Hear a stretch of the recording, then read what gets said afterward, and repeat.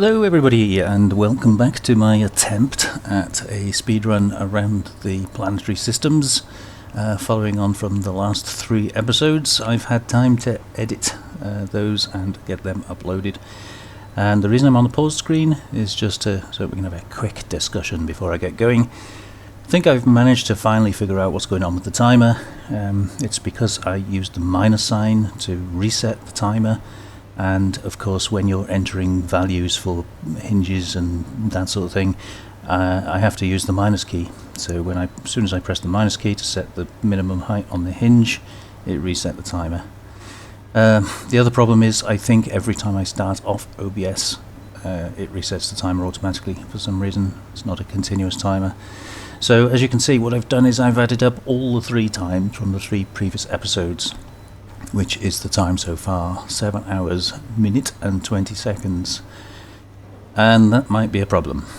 I think Splitsy's time was something like 9.5 hours, and that gives me 2.5 hours to finish the ship and get going and visit every planetary body. I'm not sure that's going to be possible, to be quite honest with you. However, I have chosen a different route to Splitsy to go around the planets, so that may or may not save me time. We'll have to see. But I want to try and get this concluded in this episode, if I can. But I have a problem uploading anything beyond about 2 hours. It just takes so long. So if we get to 2 hours, 2.5 hours, that kind of time, I might have to curtail the video and do another episode. But we'll see how we get on. Anyway, full disclosure, one of the beauties of recording what you do and editing those videos is that I have seen, well, one mistake really, but kind of one mistake and one thing that confused me I need to put right. So, without delaying any more, let me start the timer off and unpause it. Hopefully that'll work. Yes. So, I need a lot more oxygen generation, but before I do that, this this speed mod, you can see that bit's yellow, that bit's green, and that's because it's in the wrong place. The assembler's actually over here. So let's correct that very quickly. Don't think I've got it on there anymore, so we'll add one.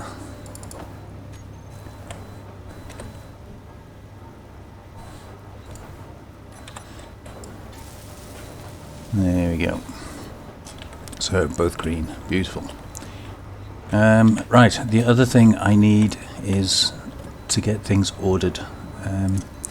We know we're still waiting on that. The cobalt is refining at the moment, but I am going to need a lot more O2 generation. So we're going to queue up 3 of those.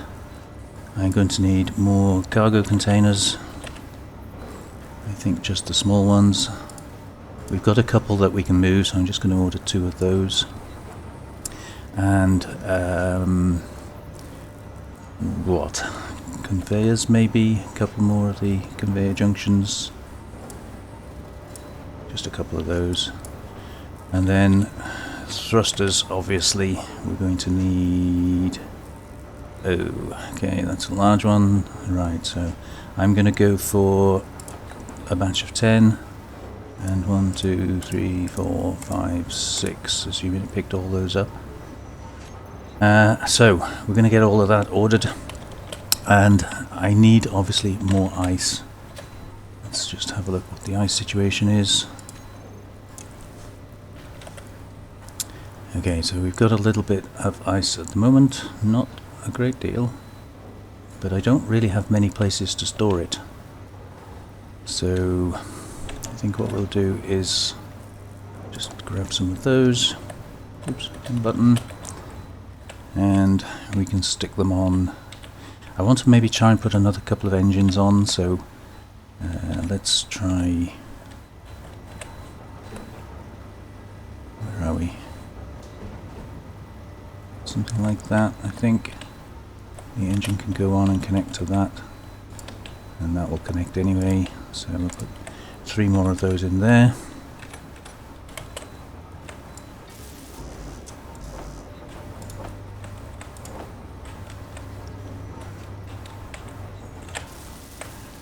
get these going, and then we get some ice in, and then I'm going to go and grab some more iron.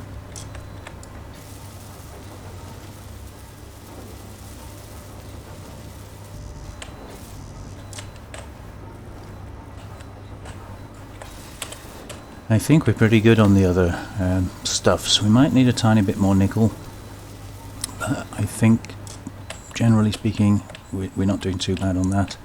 And I want to change this configuration here because I don't need to leave all of those wind turbines behind. We can make use of those. So again, let's grab a bit more steel. Thank you for mentioning, by the way, that it's cheaper to use interior stuff. I am aware of that, and I think normally I would do that. The reason I haven't this time is obviously we have weather on, and you know, with weather, I was thinking if I needed to weld it up, the steel would be a lot stronger.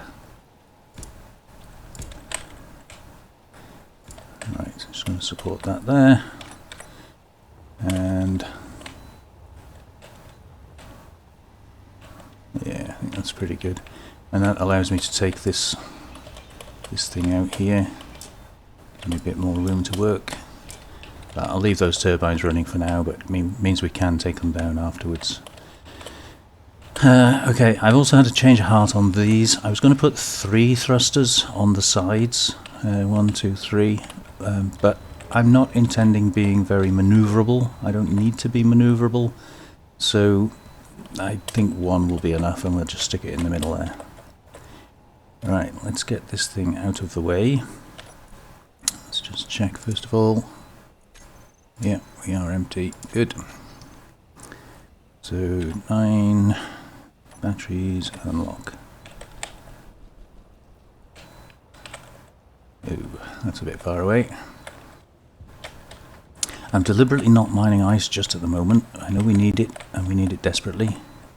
But I don't want to fill up everything. Just leave that there for a minute. If I start mining it now, it's going to fill things like this connector up. And I don't want to do that because I want to dismantle it. Oh, okay. So let's just move that. We can stick it on. Yeah, that'll do for now. It's just somewhere to be able to empty the stuff that we mine.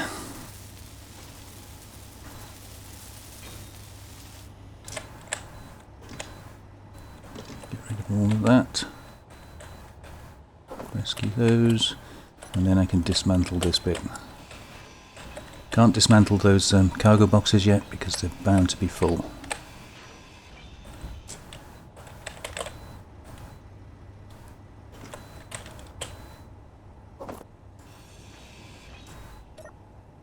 Yeah, not too bad actually.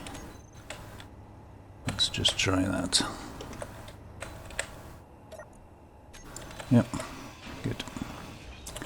Take that one off, and I'm going to put those on. I think we'll do 2 on each side. I'll stick them on here for now. 5.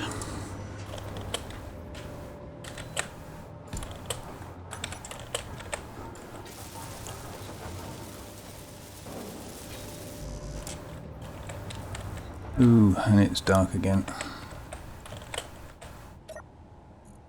Right, can we shove that somewhere else? That's the question.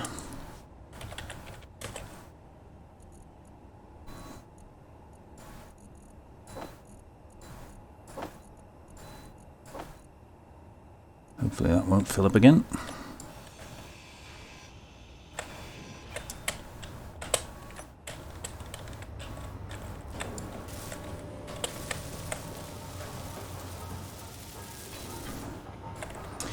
Okay, so that allows me to get rid of this, and then we can get the thrusters positioned.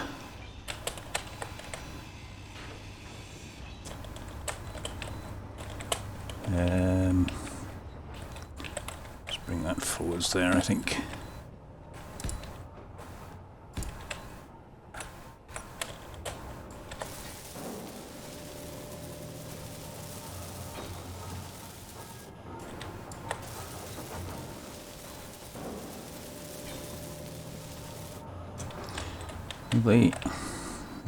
Probably just going to need to put a filler block in here. Yeah, the other correction I need to make wasn't a mistake really, but I just forgot to do it.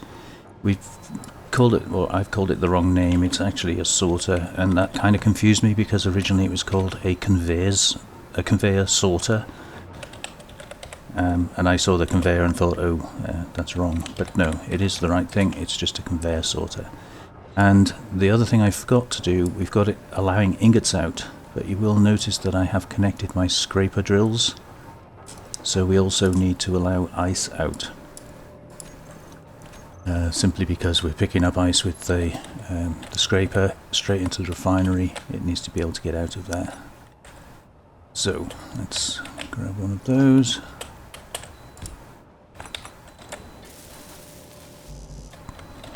Come on, I'm sure you've got somewhere.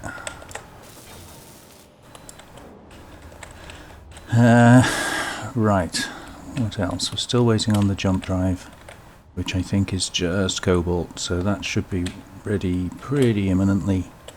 Let's go and get a load of iron, and ooh, hang on before we do.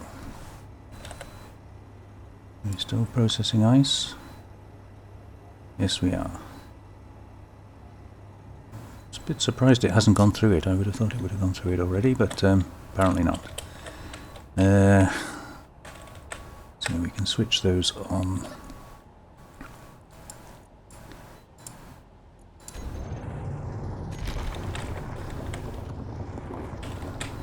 It'll pick up little scraps, I think. He said, as it doesn't. This is at its fullest extent. Yeah, so let's just push it forwards very, very slowly. So we'll go for... I don't want to overload the system, so we're just going to do it 0.01 reverse. And hopefully that should just pull in a little bit of ice. Everything should be able to keep up with it, and we'll be good. Right, let us go get some more iron. Which was, where was the iron? There. Knew it wasn't far away. Slow down. Ooh, don't do that. Don't do that. Way too fast.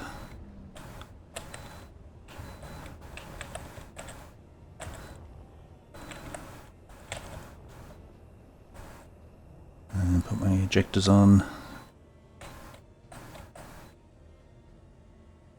And as before, while I'm relatively empty, I'll just do some scrapings off the bottom here, take the middle out.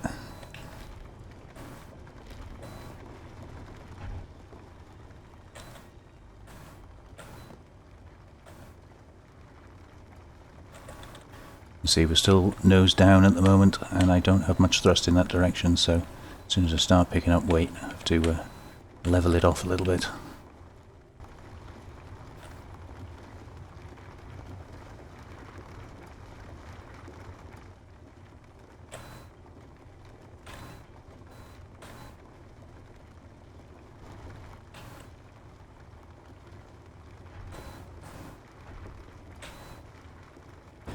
So yeah, I was looking at the time that I'm building up here, and I seem to be way behind. I think Splitsy got to about maybe 6.5 hours, and was ready to take off. So in other words, it took him maybe 3.5 hours to do the circumnavigation of all the planets. Not 100% sure on those figures, but somewhere around there. If it takes me that long, then clearly we've not done it. Let me squeeze a bit more in. But I want to try and get this bit done. We'll get the iron in and processing. We're not picking up any more, so I think we're probably full.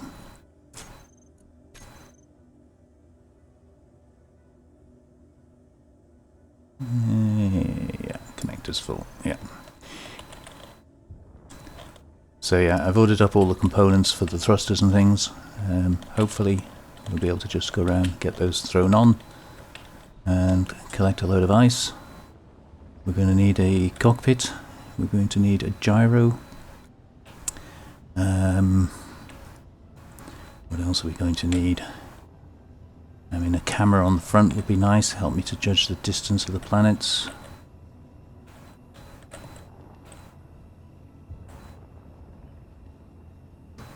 Ooh, she's heavy. Oh, an oxygen tank might be a good idea as well, mightn't it? Just to save me having to worry about the whole oxygen thing.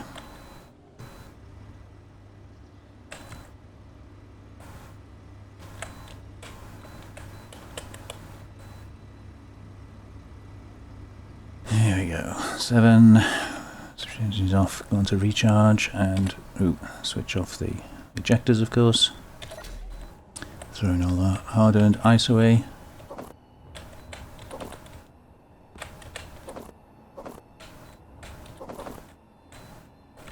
Yeah, not too worried. The time it takes me to pick it up will be generating more anyway. Right, let's have a look. How's the production doing? You are waiting on cobalt. Okay. So, 472. I don't want to be using up the cobalt that we need for that. We need that to get built. Let's have a look at this refinery situation. What are we doing? Cobalt. That's still going, but I don't actually need gold or silver anymore. So I think if we go back to our sorter, res in, and I'm going to add cobalt ore.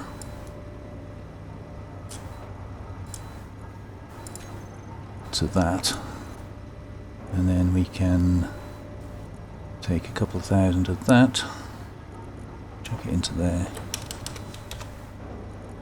and a couple of thousand of that as well. So we've now got all 3 refineries doing cobalt.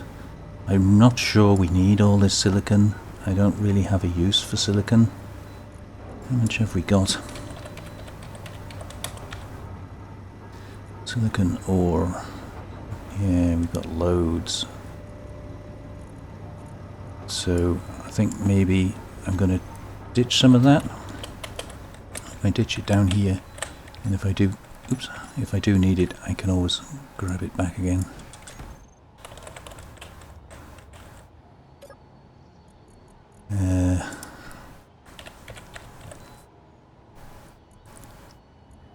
Silicon ore.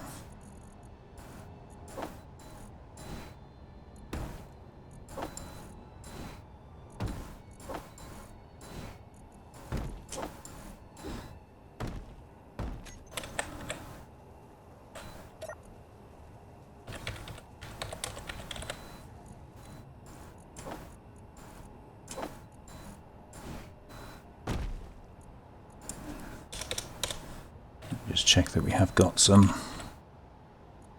Oh, okay. No silicon ingots, huh?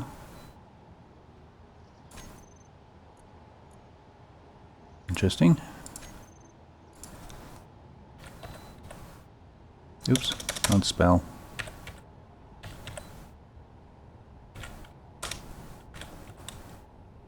Yeah, we have. Oh, they're called wafers, that's why. Silicon wafer, not silicon ingots. So yeah, we've got loads, so I really don't need any more than that, I don't think. So I'll leave a little bit in there. Say 3k, but I don't think we're going to need it. Hey, so our jump drive is finally finished. Let's have a look at our batteries. They should be recharged. Yeah, they are. So let's get that jump drive done. We'll switch recharge on. Get rid of that. And I think I'll just carry those on around for the sake of it.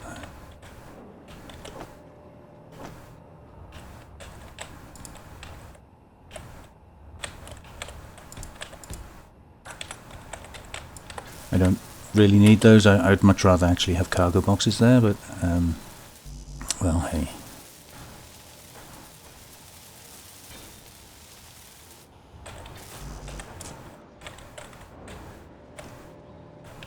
Oh, okay.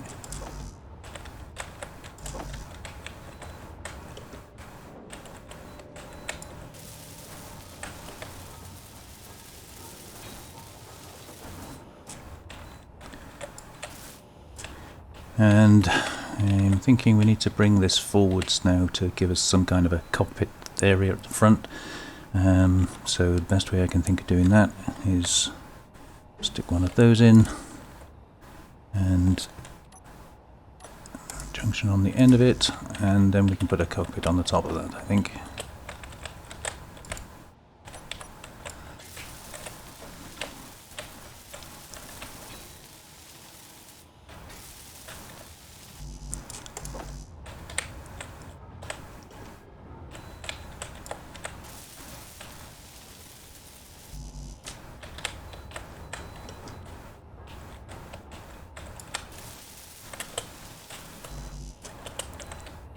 We're getting there.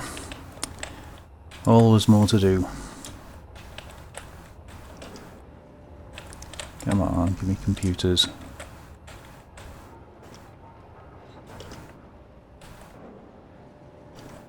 There you go.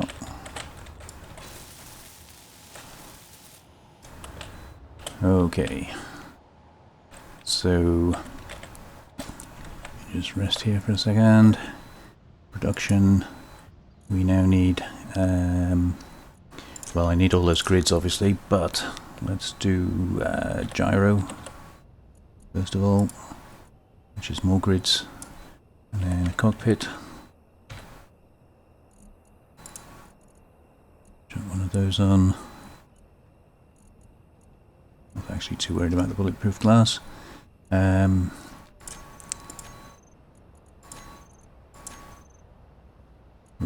Where are we? Get it right in a minute.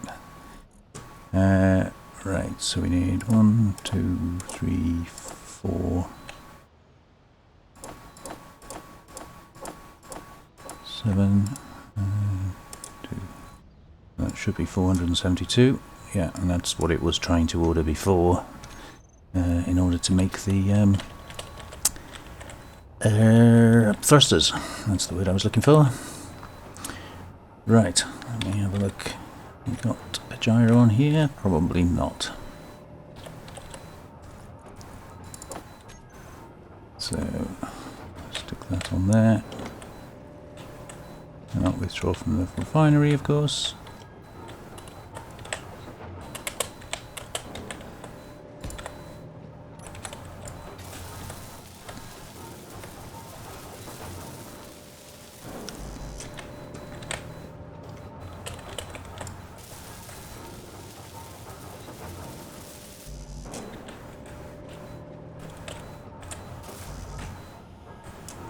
Ooh, I need to take a lot of components.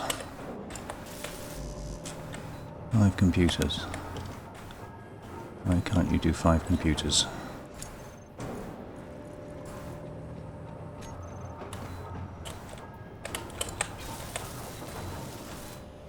Okay, so that's that bit, and then stick a cockpit on there.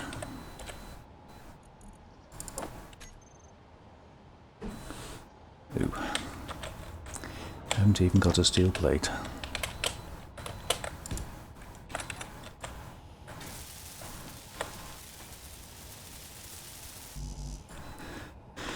And the other thing, of course, we said was a camera.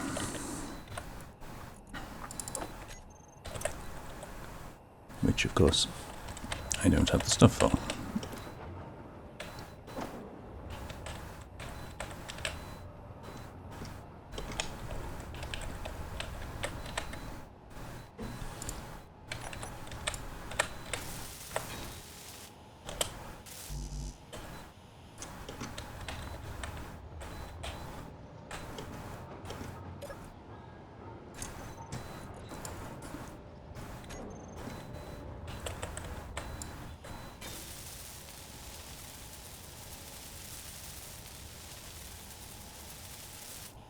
Lovely.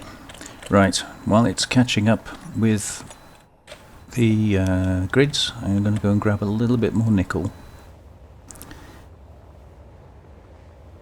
I don't think we need it, but we don't have much of it. I never did get much nickel, so I'm just going to grab a little bit of that just to make sure we've got some.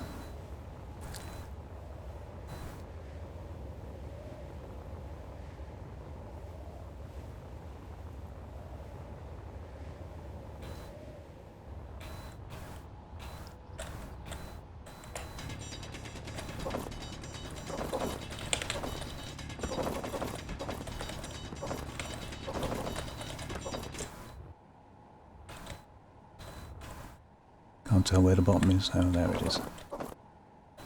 Right, that'll do for that.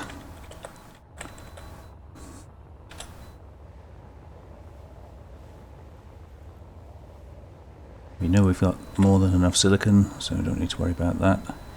I've just got a load of iron, which hopefully will be enough.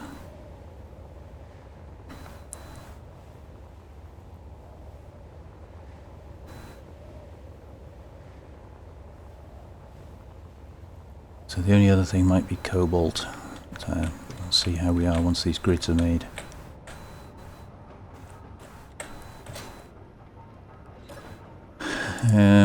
Okay, refineries, how are you doing? You're still on cobalt. Good. I think what I'll do is move that. No, I'm going to leave it there for now. We'll see how it goes. Oh, production's done. Okay, so we must have had enough cobalt. Interesting.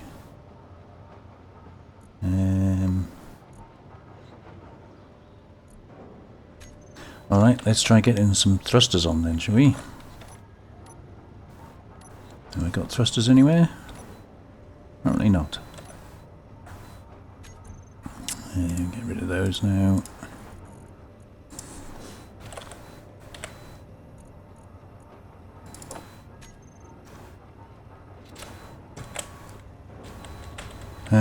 Right, don't need to go nuts with the thrusters. Our main concern or main consideration is can't do that one. Going up, so lift is the most important. We're not going to be doing an awful lot of maneuvering. Don't need to bother with that. So if I do 2 on the front, we'll do 3 on the back maybe, just in case we need a little extra shove.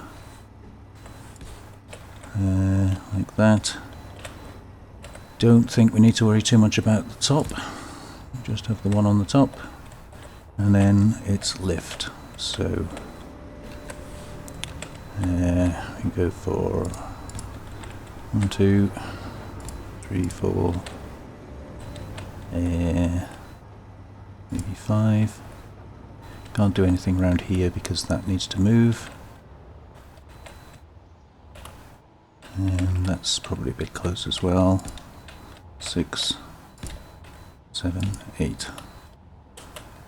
So 8 lift should be enough, I think. 2 stop, 3 go. 1 left, 1 right, 1 down. I think that'll be enough.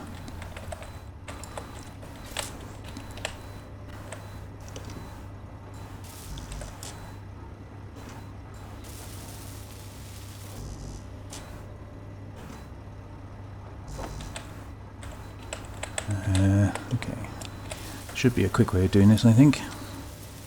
Well, in the majority of places, anyway.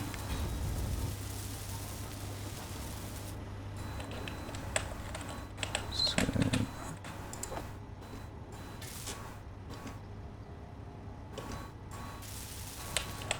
make sure I'm not stood in front of it when it powers on.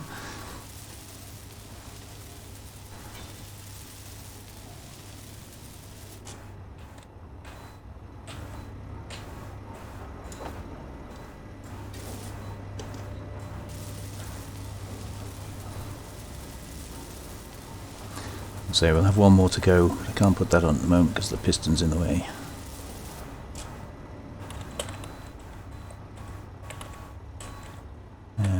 Oh, yes, that one, of course.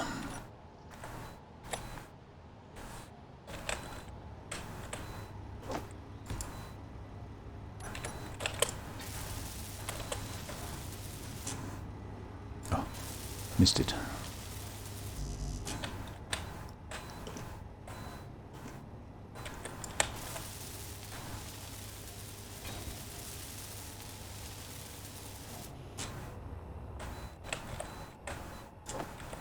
Fuel low.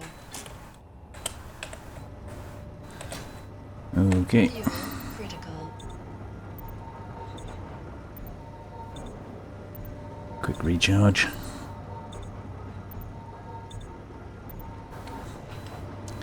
And hopefully, yes, I'll say, hopefully there'll be some ice in there, otherwise I'd have to go to a tank, which I don't really want to do. Ooh, I don't need that, do I?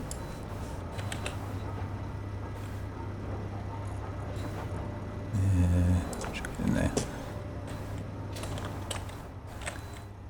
Right, where was I before I was so rudely interrupted? Done that one.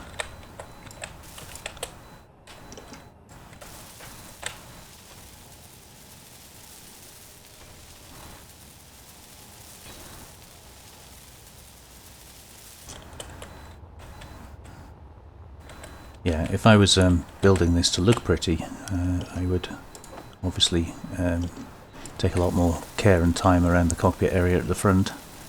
But this doesn't need to look pretty, it just needs to be functional.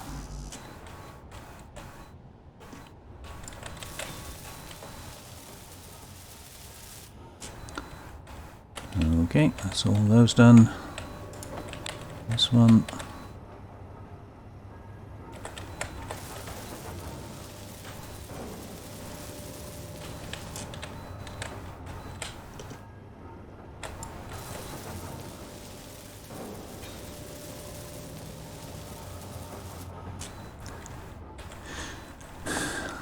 Lovely. So these are going to be a bit more of a ball ache, getting the parts for them, but that's okay.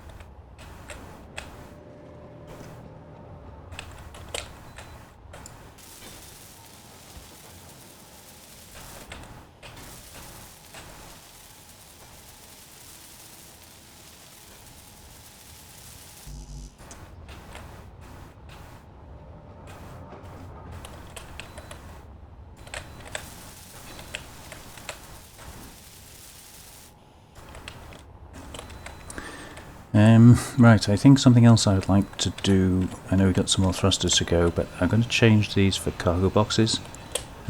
A, because it'll balance it up with the other side from a weight perspective, and B, because we really need the storage. I don't have a lot of storage capacity on this, so I think that would be a sensible move.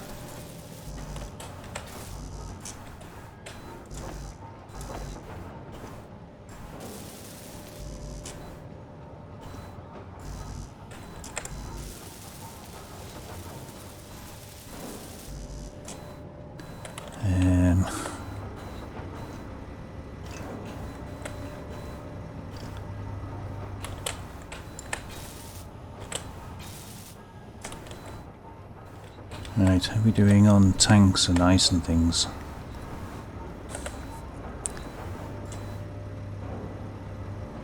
Well, we do seem to be keeping up with the ice, but we're not overloading, which is great. How are you doing? 20%. 21. Yeah, could be better, couldn't it? I think what we might do is just try and have a last minute spurt on that. So let's do another 3 of those.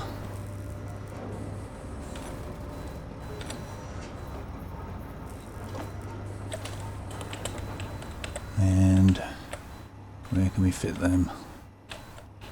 Well, I was going to put engines there, but we can put the engines up above them, so I'll just stick a couple on there.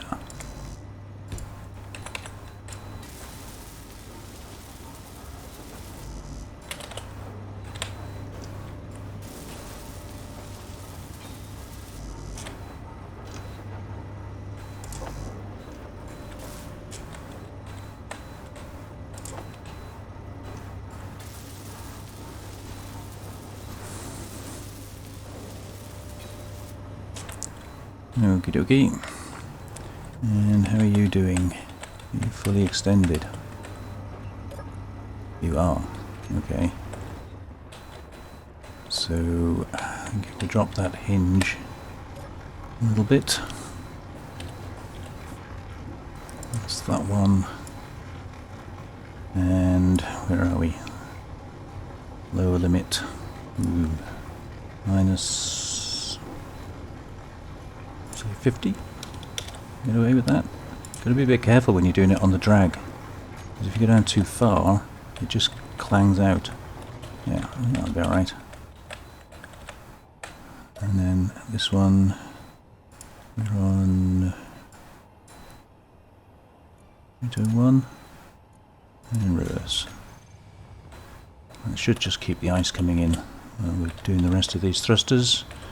And gyro is on, cockpit is on, camera is on, so it should just literally just be these.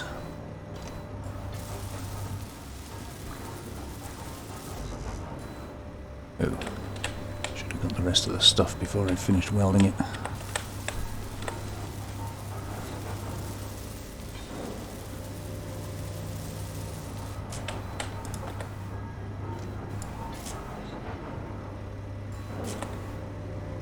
Come on, give me... Why won't you give me that?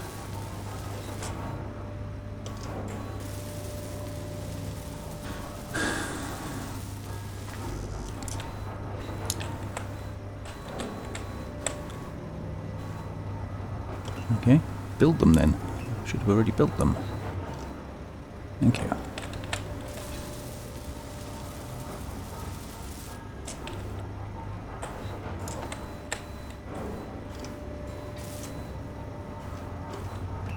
For some reason it didn't build the large steel tubes that we need. Don't know why that is.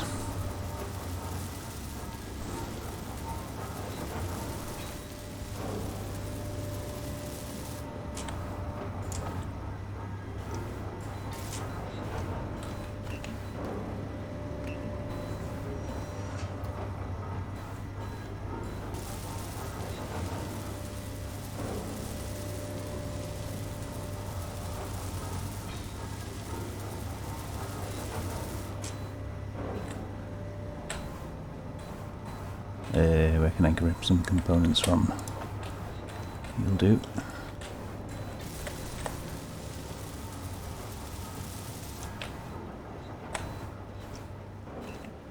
Yeah, it didn't build the large steel tubes, did it? I ordered them as thrusters, not the individual components, so it should have made everything it was needed, unless I stole them for the O2 generators, maybe. Right, so 1, 2, 3, 4, 5, 6, 7, 8. So that's all of them. So we've got one on each side, 2 at the front, got 2 at the back, and there will be a third. Okay.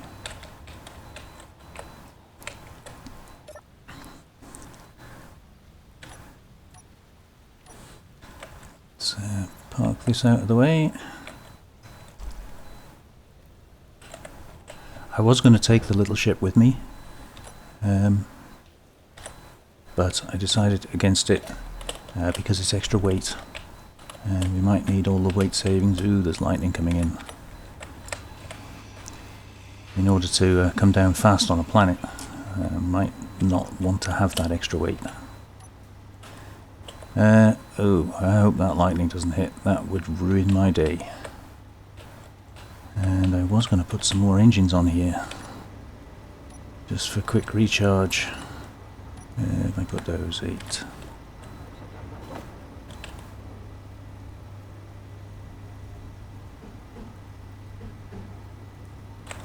We've not got the stuff for those. No, we haven't.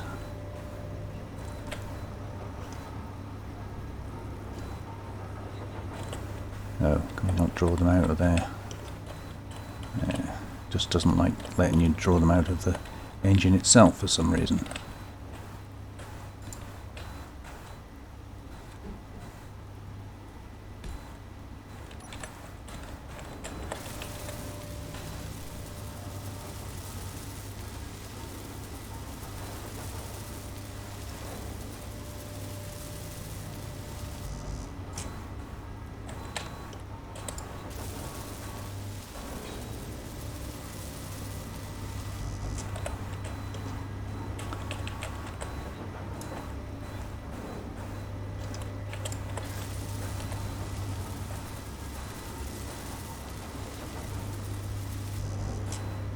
Nearly ready. Where are we? 39 minutes in, so that gives us 7 hours 40 minutes to get to this stage. Oh, still tubes.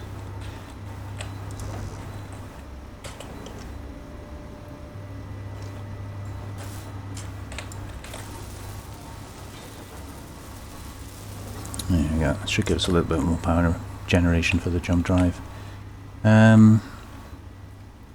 Right, ice. How are you doing on ice? I would like to take a sort of stack with me, a good stack with me. You're not doing very well. So let's speed that up a little bit with this.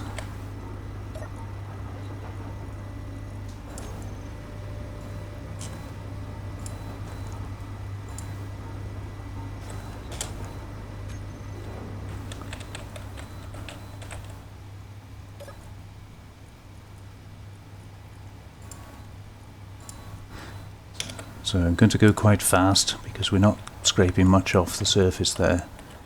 And as we've got, well, we've still got wind at the moment actually, but I think we are nearly ready to go. So what I'm going to do is jump in here. We need engines 3 and 4, I think. I'll save those as charge. Engines, and then I can switch them on and off separately should I need to. Like now we don't need them. The jump drive should be charged. If I could spell, it would be. Yeah, that's good to go. What else is there? Let me think. Thrusters. So thrusters up. 1, 2, 3, 4, 5, 6, 7, 8. Yeah, so we'll call those lift.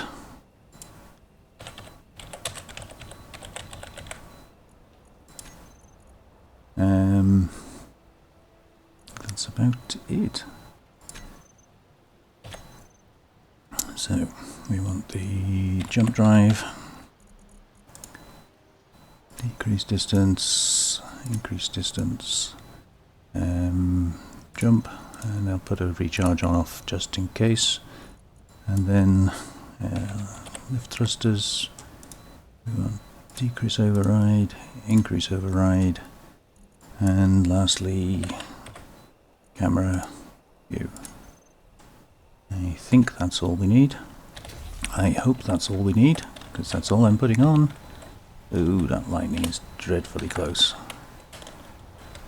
Right, let's save some of these because we know we're going to need, I think it's 6. Is it 6 on a solar panel, I think?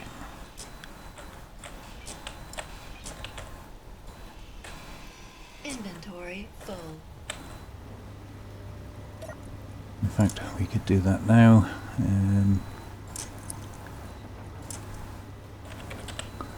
We'll order a solar panel and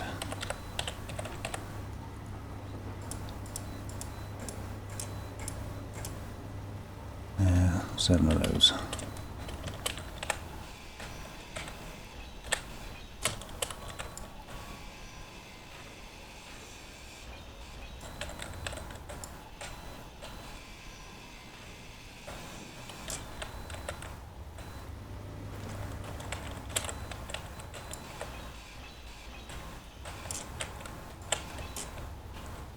That should all be supported.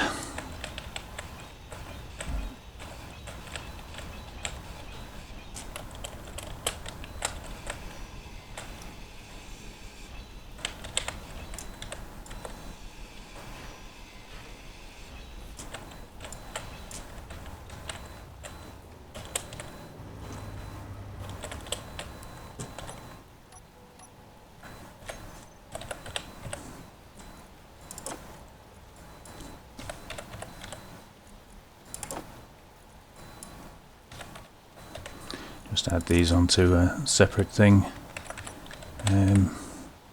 Makes it easier when I am arriving at the planets. Oops. Now, I don't know if this is necessary. I don't think this is anything that Splitsy did. But I think if you're going to do it, you should have a beacon on every planet. And that includes the Earth-like planet. So I don't know, I might be wasting time here. It may not be absolutely necessary, but just for reasons of completion, I'm going to put it in.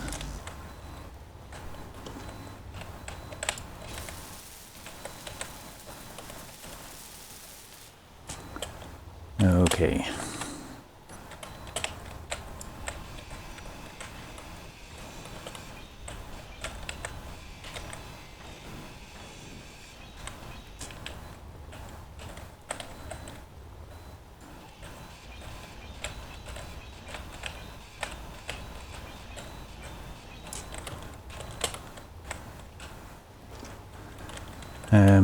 Actually, what I should have done before I took that off was to change the name, which I forgot.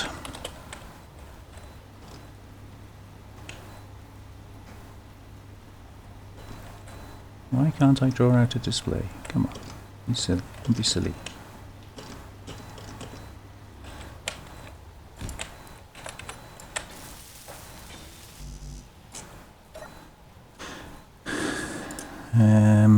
Right, so this we'll name Earth-like and broadcast radius. There we go. I don't know why it wouldn't let me have a display. It still won't let me have a display. It's got stuck on those. There we are. Don't want you to think I did half a job.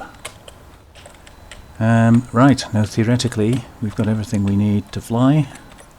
So take that off. Hopefully we've got a shed load of ice.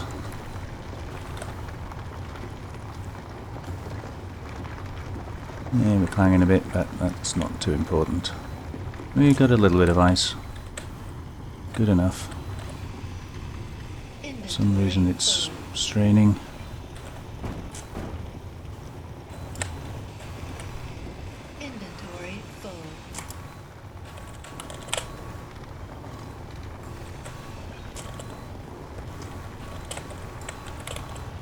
Not sure why the thrusters are working so hard.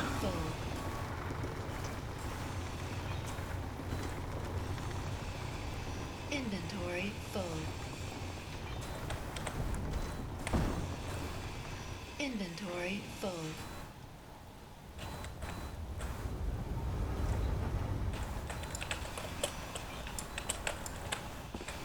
Inventory full.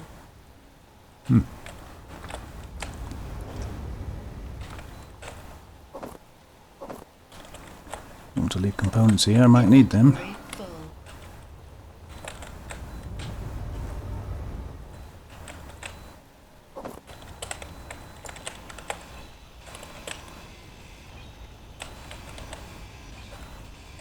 Inventory full. Why are you working so hard?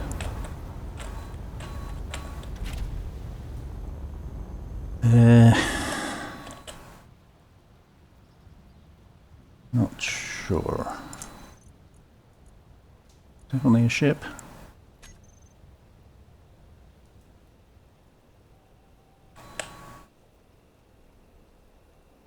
Yeah, don't know.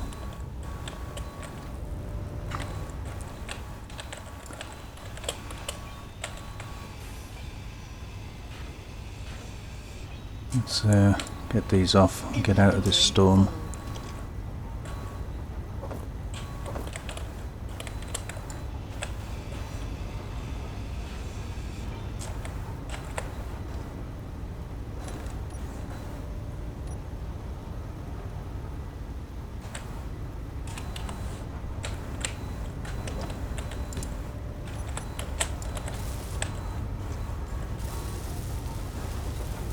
Nearly done.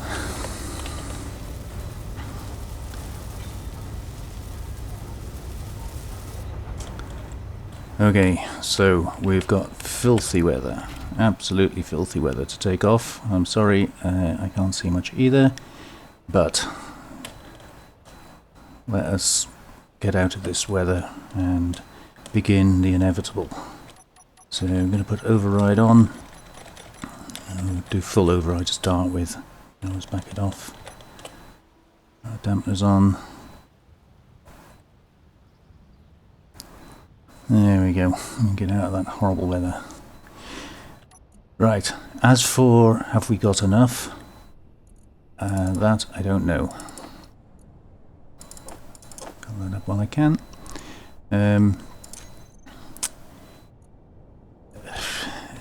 Hydrogen is probably going to be the problem. I don't have much in the tanks, not nearly as much as I was hoping, but I haven't got the time to be able to sit there and wait. It would take far too long. And there was lightning there, strange. So what I'm going to do is the first couple of planets we go to should have ice on them. The moon obviously should have ice on it. I'm going to try and land on the ice and do a scrape on each planet as we go. That said, I don't see the moon.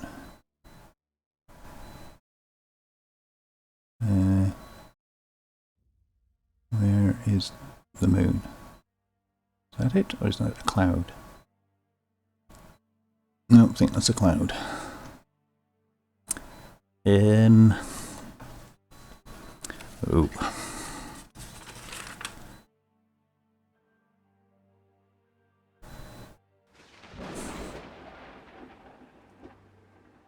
Well, we shouldn't be getting lightning up here, I don't think. We just about left the atmosphere. We're still in the gravity. We back those off a little bit. Try and save as much fuel as we can. Wow, still getting lightning.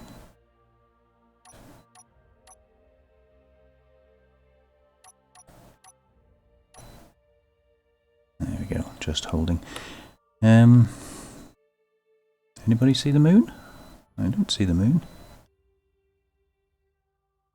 Who's stolen the moon?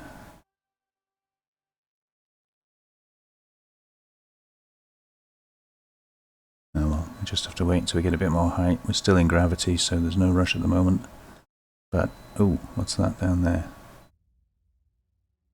It would be pretty horrible if it's on the opposite side of the planet, wouldn't it? That lightning is still trying to hit me. Wow.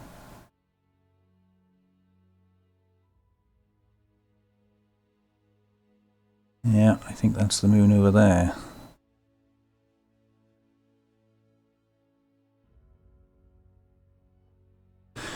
Okay, all we can do is wait till we're out of gravity, and then I'll have to try a jump somewhere closer towards it.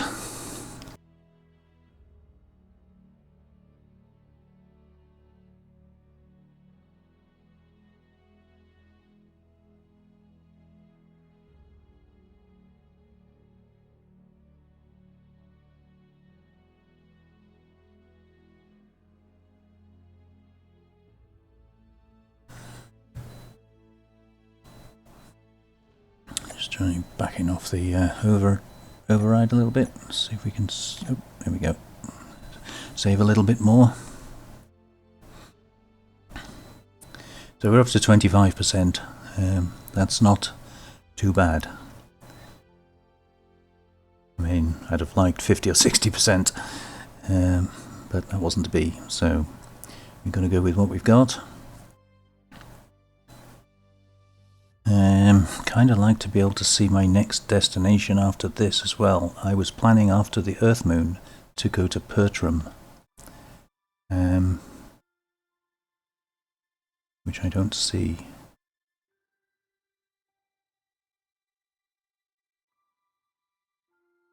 So, well, hopefully that's Mars up there, that's the alien planet.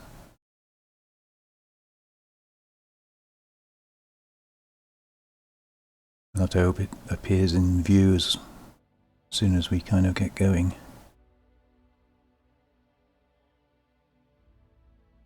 Hopefully we're not going to hit an asteroid. It'll be alright.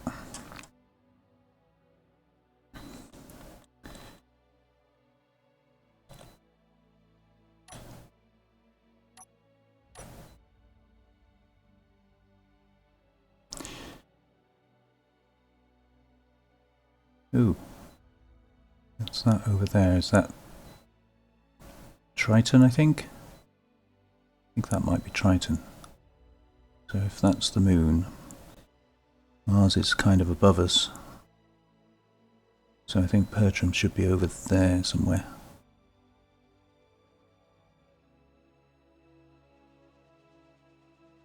I should say Pertam. I always get it wrong. For some reason I got it in my head that it's Bertram, but it's Pertam, isn't it? So, sorry for getting it wrong. Old habits die hard. Alright, come on gravity. Time you were disappearing.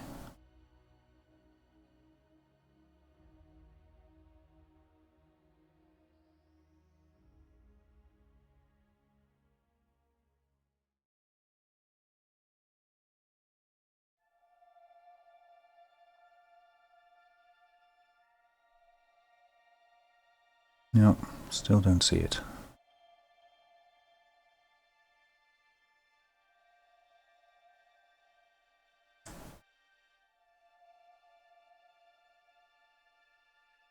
Well, just while we're waiting to lose the gravity, let me just check how the refineries are doing. So we're still doing cobalt, which I don't need to do anymore. I can't take that out of there, that's going to have to do. Because we're only allowing ingots out of that refinery, and that's ore. So what we can do is we can just pile that up on there. And do we have any iron?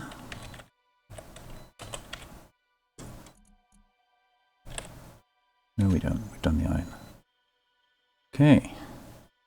So still in gravity, even though we just passed an asteroid. That asteroid really should be crashing down to Earth, shouldn't it? Okay, so we're out of gravity now. What I'm going to do is come to a... Actually, no, I won't come to a complete stop, because there have been issues with jumping when you're near a planet. I'd kind of like to know where Pertam is. I'm going to have to guess that it's over there. So what we can do is try and see where the polar caps are on the moon. Yeah, which I can't see because I want ice. So, that's annoying. I'm going to guess down here. So we're going to set that point roughly at where. Ooh, stay with it. Just want to point roughly at where I want to go. And jump drive, we don't need to jump that far. It's probably, what, 150, maybe 200 kilometers. So we bring that down somewhere around there. I want to make sure I'm pointed in the right direction, so let's try. Yeah, it'll let us jump there, so... Oops, wrong way. No, just keep increasing the distance. Hopefully it will recognise that... right, okay, so 234 it won't let me jump. But if I back it off to 214, it will let me jump. So we need about 220. somewhere in the middle. Let's just see if we can get a bit closer. Perfect. 220. Again, zoom in on the camera.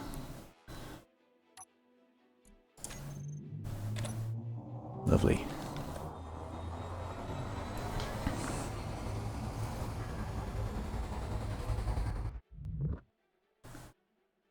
And there's the ice as well. Brilliant. Okay, so I'm just going to use my dampeners now just to arrest our vertical movement. And while it's doing that, let's see if we can see our next point. There it is. I think that's Patam down there. Okay, so let's roll over. Use our bottom thrusters to arrest that movement.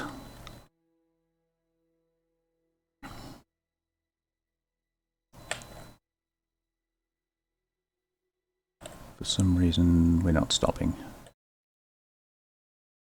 Come on, stop.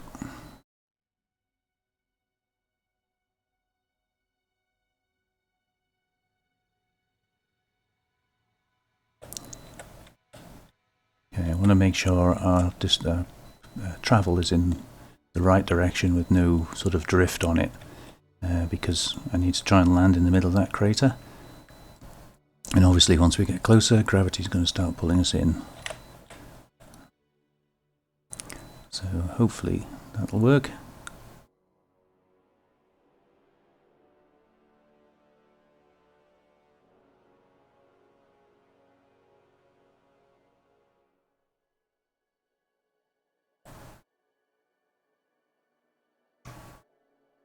Get some vertical velocity going here. We're going to drift way past it.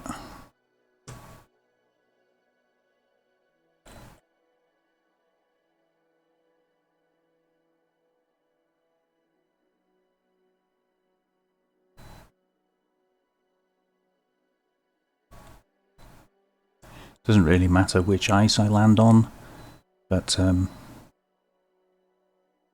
it would be kind of nice to land on a nice flat piece. Okay, so again I'm just going to use my dampeners here just to make sure we're not sideways drifting anywhere.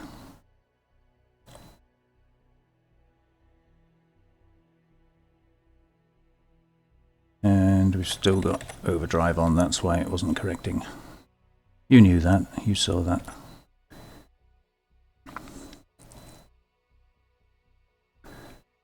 It's amazing how easy it is just to miss simple things like that. You've got to think of everything. You're going to be a spaceship pilot, you've got to think of everything.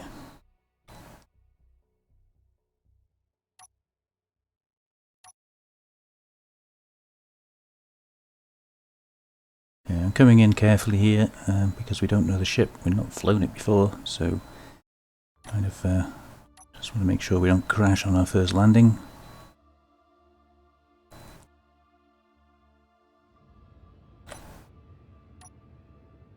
Yeah, it does seem to be stopping us quite well, so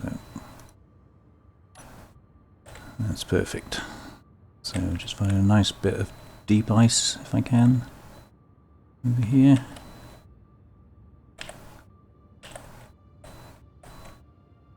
Something like that, and then on here we need to put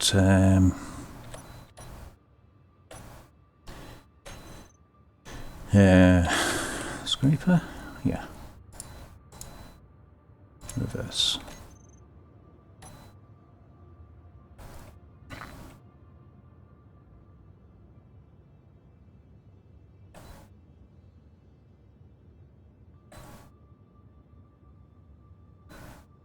So I'm just going to bury that in there for a minute. We can get fully loaded up on that.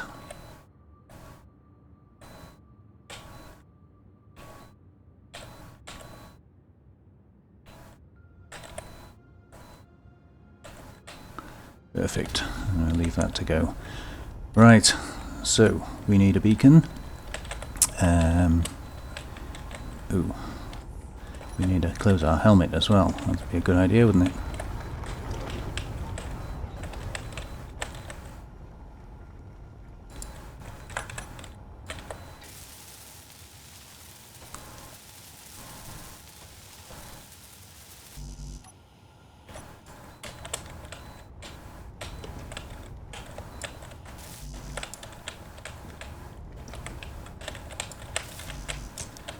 Takes a lot of trips to get the components for a beacon. In vanilla, you haven't got nice big inventories to carry them with.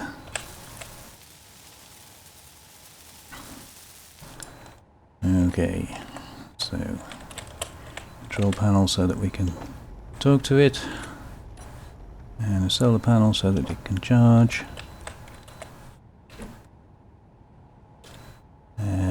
That'll do.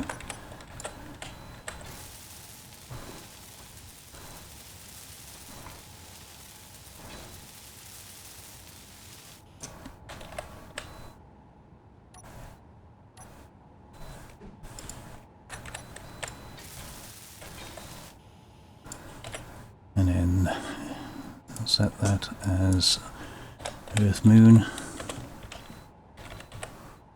and whack the radius up and call it good. And just in case anybody's complaining, there you go, my feet have touched the ground. So I noticed a few people saying that Splitsy hadn't done that in his live stream, and then he did, so you can't accuse me of my feet not having touched the ground. How are we doing? Nice.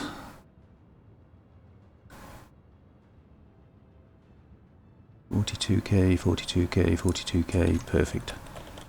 Okay, so we can switch those off.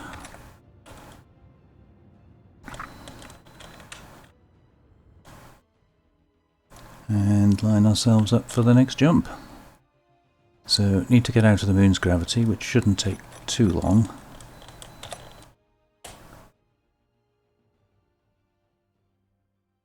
Just back the override off a little bit. I don't need to burn engines unnecessarily. And the next jump is going to be a long one. So it's probably going to be 2 jumps, I think. We are fully recharged, so we just need to get out of the gravity and line ourselves up, and we'll be good to go again. So current running time 1 hour 6 plus the 7:01 gives us 8:07, but we've got a long way to go.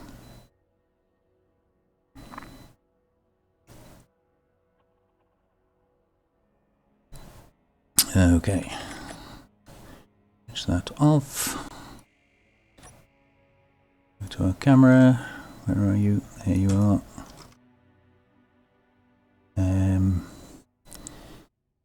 Let me think. We need to go to Triton after this. Well, I don't think it'll matter because we're not going to make it all the way there. So what I'm just going to do is point at the sunny side-ish and yeah, not absolutely sure where Triton is from here. But it doesn't really matter because this isn't going to take us all the way anyway, so there we go. And we do still have some vertical speed, which I'm going to kill. And now we just need to wait for our jump drive to charge again. So there's Mars. Ah, there's Triton up there, so we want to be on the top side of Pertram. Make sure it's in line of sight. Pertram. Pertam. Yeah, can't say it. And one little thruster is really not killing our speed very much, is it? And do a rollover.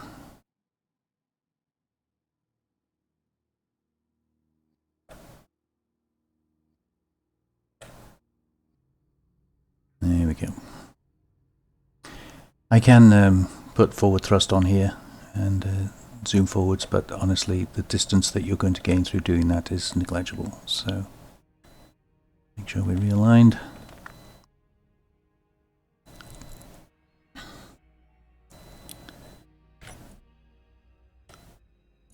How are we doing? 6 minutes. How are our batteries doing? 37 minutes. So I'm not going to switch the extra engines on just yet. We could put them on the hotbar, I suppose. What did I call them? Charge? Yeah. off. Yeah, I'm not going to use them just yet. I'm going to kind of keep them in case we get to a stage where the batteries are just so depleted. You know, that there's a problem. But I don't think we'll need them, but they're there if they're needed. That's the main thing. So I am going to go forwards because it is a race. So we'll just cruise forwards at 100 meters a second and hope no asteroids leap in our path.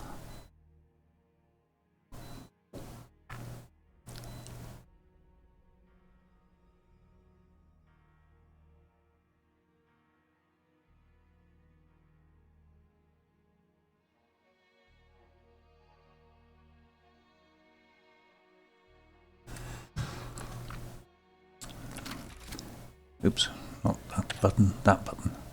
Again, say pressing P to go into production. I don't know why I would do that necessarily. Just going to order up a few of those because we were having problems getting those earlier. And not sure what we're going to call this ship, but we'll call it int. I don't know, think of something. Int Plan Explorer. There you go. Interplanetary Explorer. Just because we can. Right, 4 minutes to go, 3 minutes to go. Doesn't take long. Arguably, if you built a second jump drive, you'd be able to do this one and then the other, and you wouldn't have to wait this time period. But I'm thinking the time it takes to build a jump drive, I've still got a little bit of gold left, but I would have needed more, so I'd have to spend the time mining more, getting more, and to save me, what, a series of 7 minutes. I don't know how many 7-minute waits we're going to have in the process of doing this, but I was thinking it's probably not worth it. Better just to spend the time waiting for the recharge. But again, yeah, maybe I'll be proved wrong. Who knows? That's what the game's all about.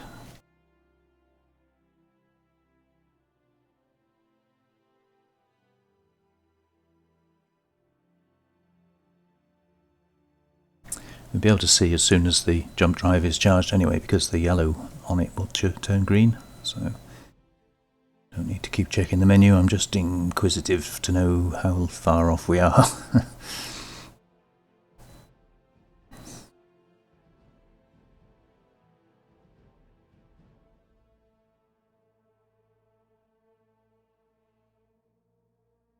Meanwhile, sit back and enjoy the view from space.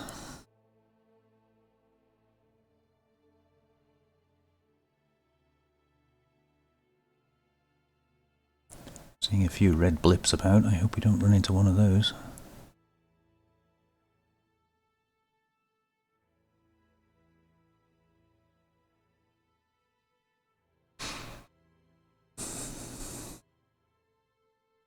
So we're up to 28% hydrogen now, so you can see getting to and landing on the moon, the ice we managed to scrape while I was building the beacon has not only replaced what I used, but actually given me extra. So if we can do that in the first few planets, hopefully if I can find an ice patch here, that would be kind of nice. I think that's mostly just snow on Pertum, but it will all help. Triton, of course, is made of ice, so that's not a problem.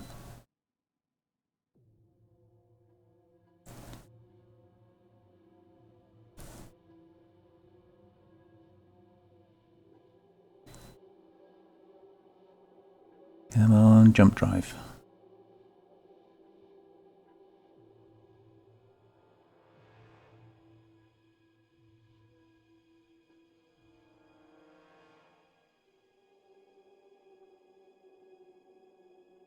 Must be close now.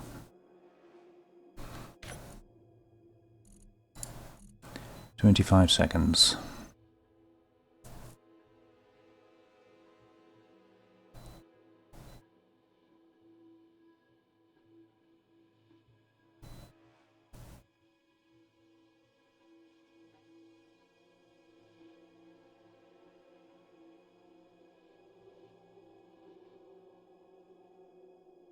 Come on, come on, come on.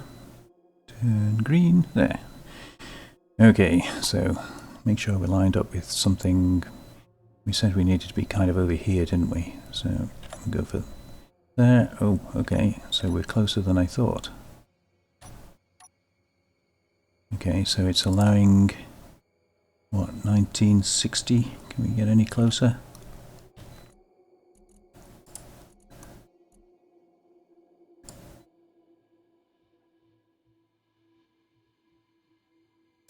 About 1985.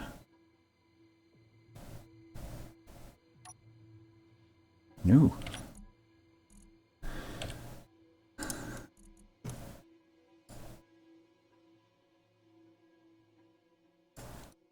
$1968. Don't forget we're travelling forwards all the time, so... No, okay. We should have taken the first one. 1952, hopefully. Yes.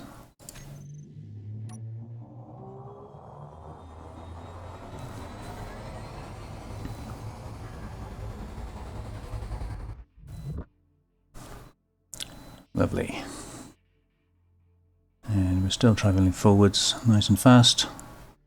Would have liked to have been a bit closer than this, but can't have everything. Right, I think that's Triton over there, so we need to be on this side of the planet somewhere. And I don't see any snow, which is a nuisance.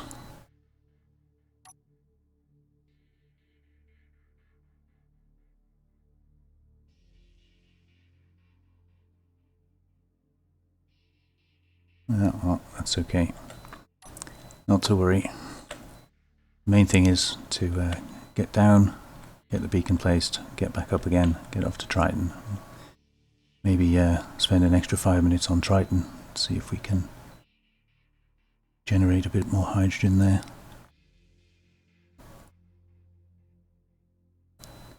So we are in the planet's gravity here, so we wouldn't have been able to jump any closer anyway.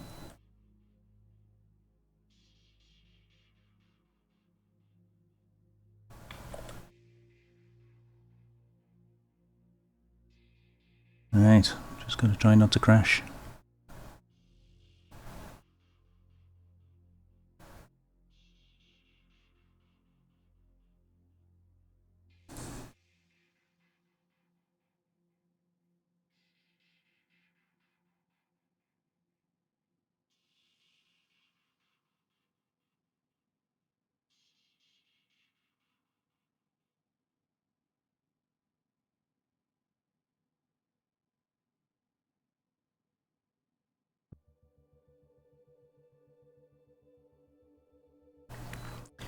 Just going to use all the speed we've got at the moment. I don't want to skim over the top of the planet though, so we might have to arrest some of the forward speed. But for now, let's just see if we can use gravity to pull us downwards.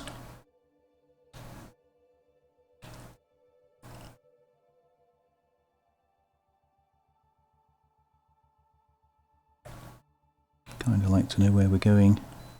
Lost it. I think it's that one up there.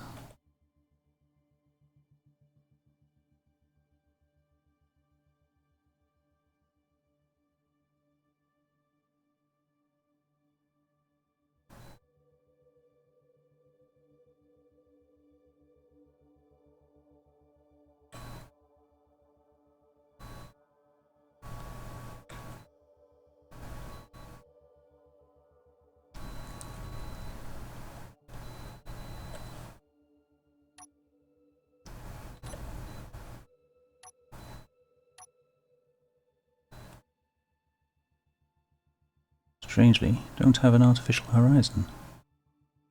Except the one in the bottom right on the HUD. Thought I would have... Ah, there we go.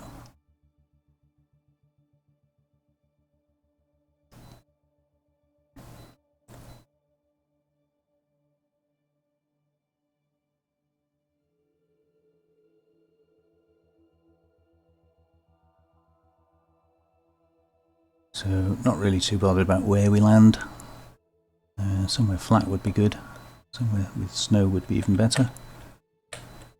So we'll get to 15, stick the dampeners on, just make sure we can slow down,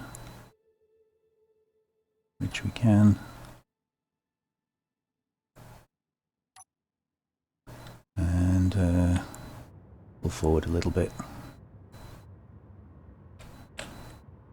Hopefully get down on this flat bit here.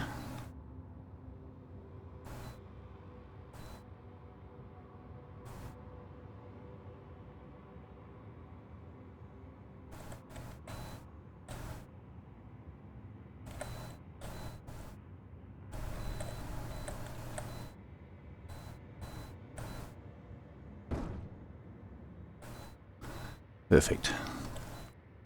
Switch the dampers off for a minute, let it settle, and go back to our building.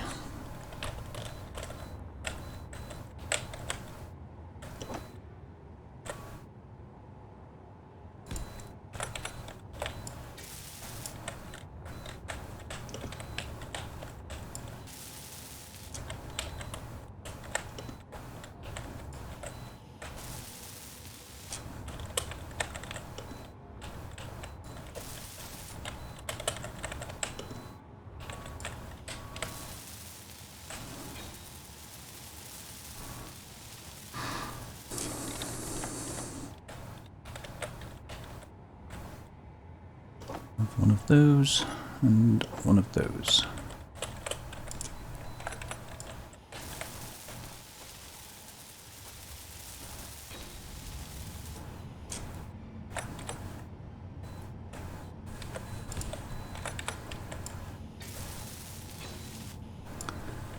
Lovely. Okay, so this is TAM, full broadcast radius, and boots on ground. That's that one done.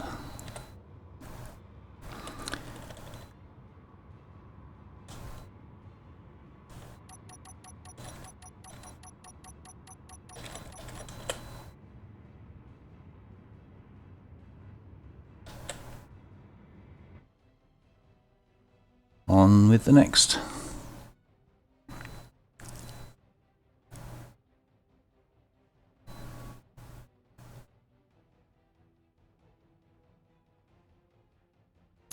So yeah, next one is Triton.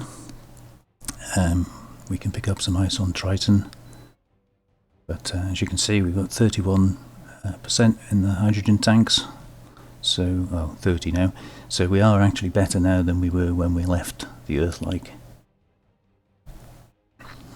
Let me see if I can back these thrusters off a bit.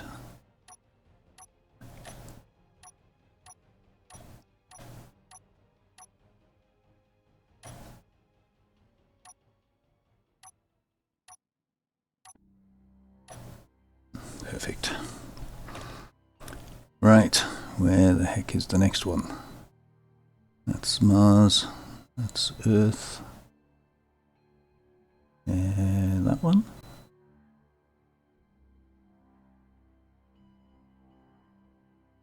I think it's that one. That big white ball up there, I think.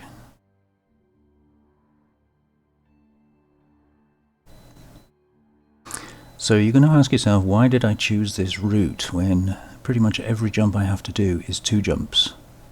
And the reason is because the first route, when I did a trial playthrough before recording this series, the first route left me with a 3 jump from Patam to the alien planet. Is a very, very long distance. So by doing this route, it enables me, as you see, to pick up ice as I go, which means I don't have to sit there on the Earth-like, fully charging all my tanks. And that was one of the main reasons for choosing this route. But will it work? Will it not? Who knows? That's why we've got to do it. We've got to do it to find out if it works or not.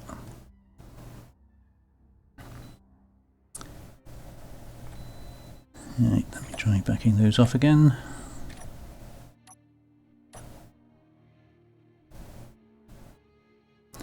Perfect. So we're still in gravitational pull here. Hopefully we're not going to crash into anything. And as soon as we leave the gravitational pull, we get lined up and get moving on the way to Triton.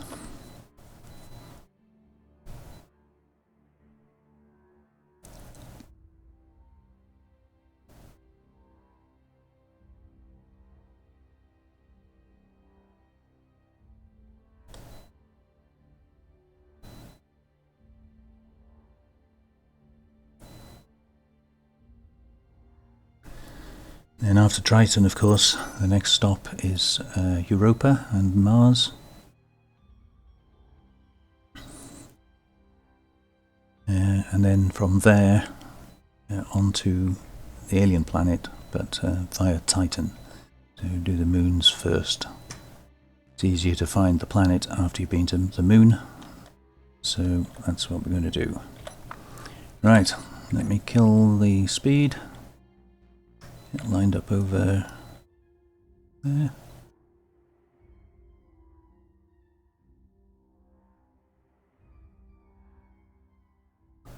Somewhere over that way. Speed is dropping. So after this we're going to Mars, aren't we? Well, Europa.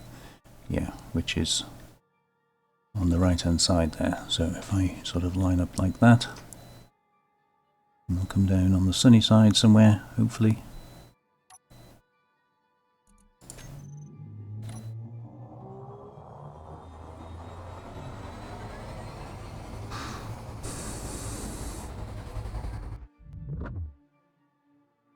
There we go.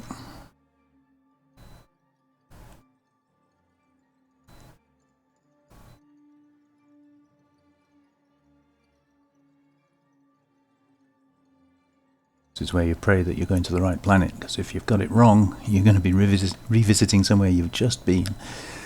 But no, I think that's right.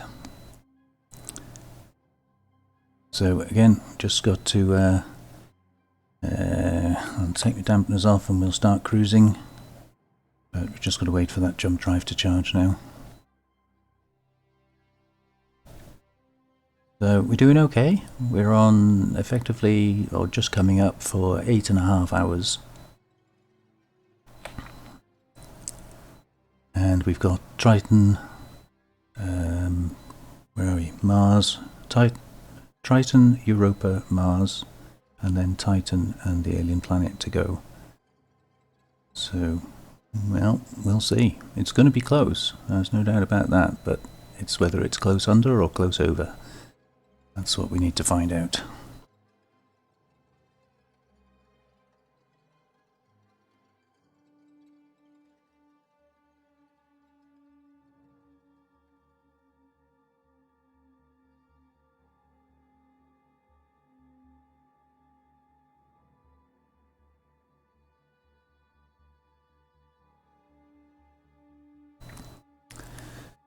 So, in case you skipped the beginning bit where I explained, I will just say again the times that you can see at the top of the screen. The time so far is the accumulated time of the first 3 episodes.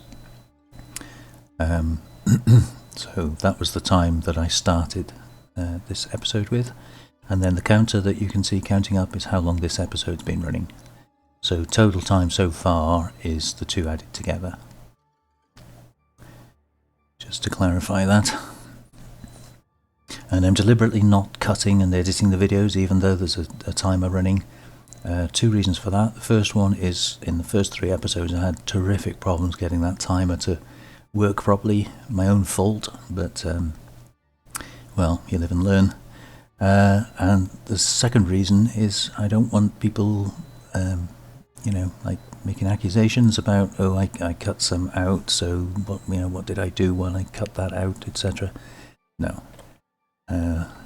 No cheating going on here. This is just a bit of fun. No need to cheat.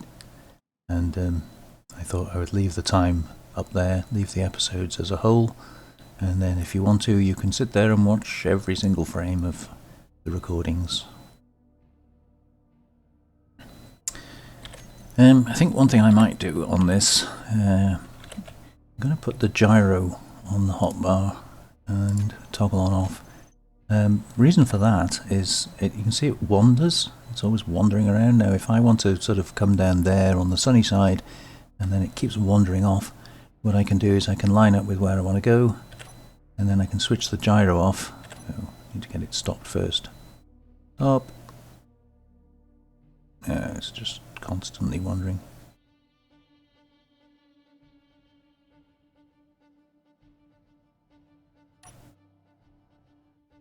Yeah, maybe not. You need to get it to stop, but there we go. So switch the gyro off. Now when I move the mouse, it doesn't change my orientation. Just makes it a bit easier. Like when you're in and out of the jump menu and things, it can be quite annoying. You know, slightest tap on the mouse when you're saying no, don't jump, or yes, do jump, etc., and it can knock your alignment off. So because I know I'm going to Mars next, specifically to Europa next, I want to make sure I land on the right side of that planet so that I can see my next destination as I come down. So that's the reasoning for that. Right, just waiting for this jump drive to charge up again. 2 minutes, not too bad. So while we're doing that, let's have a look how the batteries are doing. Depleted in 28, all 28. That's good. That's okay. So I can always switch on those other two engines if I need to. And while we're here, let's have a look at the tanks. So oxygen tank is full. 28, 29, 29. So we're doing okay. We've still got more than we had when we left the Earth-like. And so look, the refineries. So basic refineries are finished. I could take that out, but actually I don't think there's any particular need. It'll get there when it gets there. So yeah, I've still got 5.75k of gold ore. If I just change that sorter, the res out, you see we can get ingots out.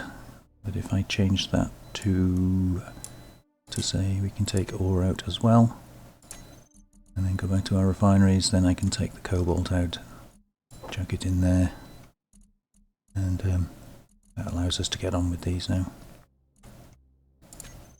So that one, removals. There we go, that was easy enough. Right, so by my calculations we've still got another full jump to go here. I think another full jump and then a little bit after that. So we're cruising forwards at 100 meters per second. That's going to allow us to, while we're recharging, make headway maybe 20 kilometers, something like that. We won't be moving far, but every little helps, I figure. So just waiting on this jump drive. Nearly 5 seconds.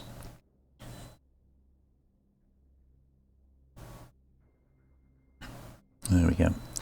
So camera on, you see it's wandered off a bit already, so I do need to put the gyro back on, just correct that. And we do need to maximize our jump distance. Yeah, so I'm pretty sure it's still far more than 2,000 kilometers.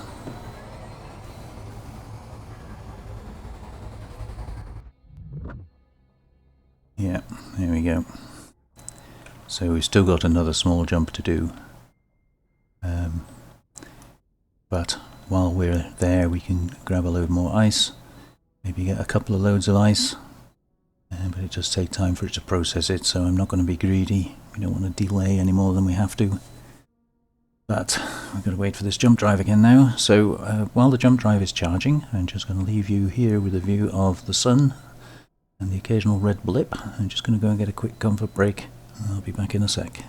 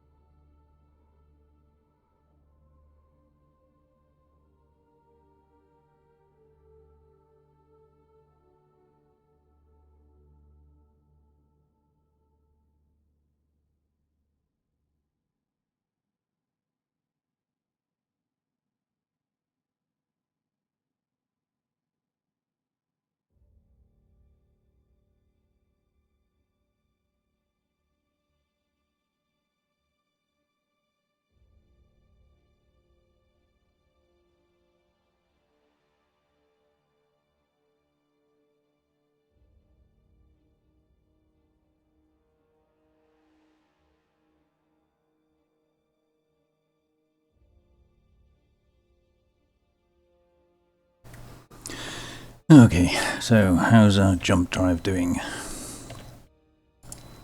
Yeah, another 4 minutes.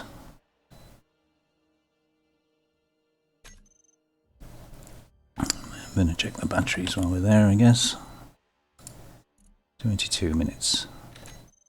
So we're doing okay. We've still got more battery than we need, so no need to panic just yet.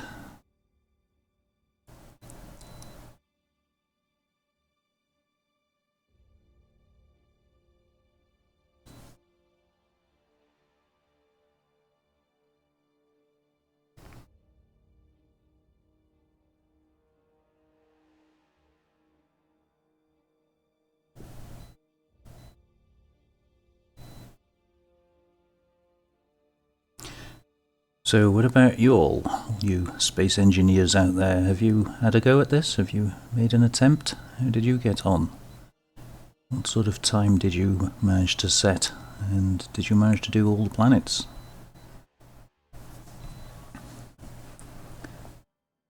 I've been playing Space Engineers for quite a few years off and on, and seen the development of it. And it's always intrigued me, because I think all young boys like to play with Meccano and Lego sets, building things, and Space Engineers is a way you can do that, you know, and take it to the limit with space travel and all the rest of it. So I'm intrigued by a lot of the mods that you lot have brought out. Some of the mods I use in my normal gameplay. Obviously, in this playthrough, the rule is no mods, and although I enabled scripts when I started, I did that because Splitsy enabled scripts on his playthrough, so I wanted to make it the same. But as you can see, I'm not using any scripts at all. Now, I don't own an Xbox. I don't play on an Xbox, so I don't know the limitations, but I understand the limitations are you can't use scripts. So with that in mind, my little speedrun that I'm doing here would be perfectly possible on an Xbox.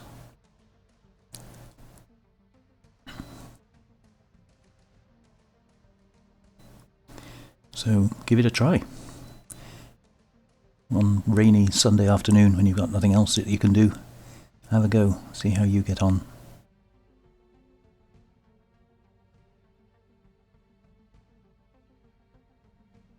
Anyway, by my calculations, we've still got a little bit of travel to go. That's a bigger planet than you think. It's bigger than the Earth-like moon. So even though it looks like we're fairly close to it, I think we're still a good 300 or 400 kilometers away. So we can set the jump drive to, I don't know, 10% would be 200. Let's go for 20%. When it's charged, it'll give us the actual distance in there. So we're nearly there now, 30 seconds.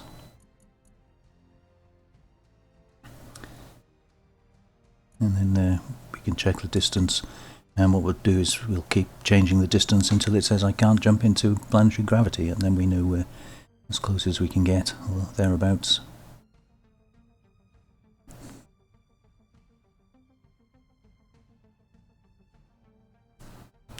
Our next jump is over there. You can just see Europa on this side of Mars. So that's where we're going next. So I want to make sure I come down with that in view, so that I don't have to circumnavigate the planet in order to line up for the next jump.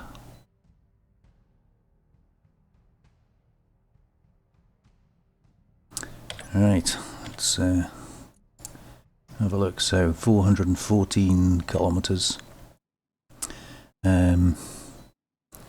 Let's see. Oh, that was a good guess then. Okay, so we come back a bit more. Right, it allows us to jump 374, so I'm going to try and tweak that up a bit.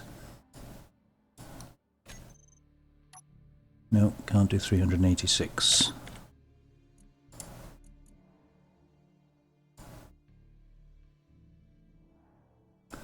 What about 381? Yes.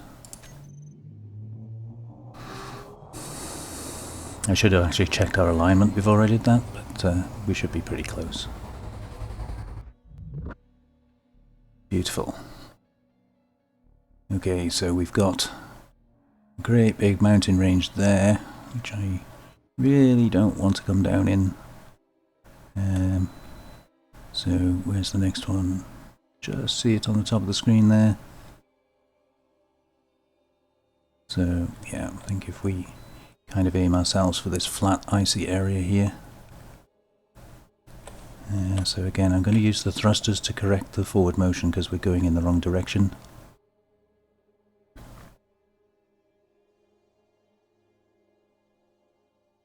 Probably wasting a bit of time here, but it'll be saved by not having to circumnavigate the planet. Okay, so go down on that flat bit there.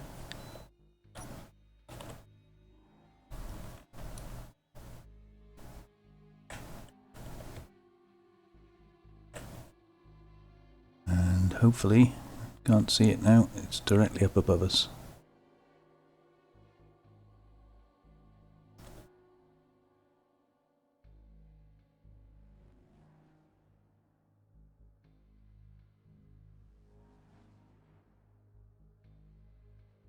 Okay, so dampeners are off. We're heading 100 meters per second down, so I'm going to level us off with the gravitational pull.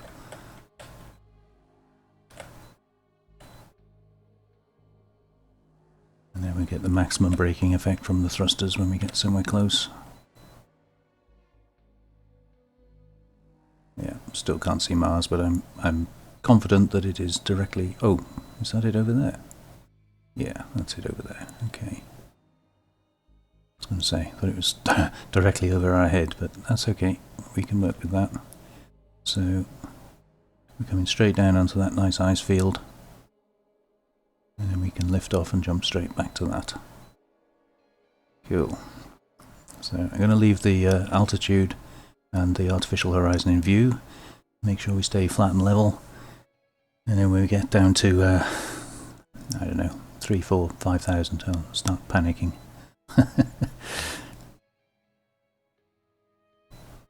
But with this many thrusters underneath us, our braking force is pretty good, especially on a relatively low G planet.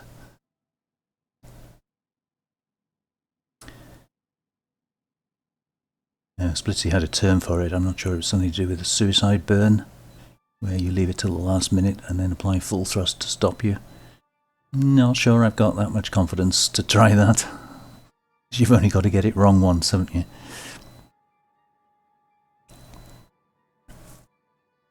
But certainly with a 20,000 meters altitude, we've got plenty of time to worry about stopping.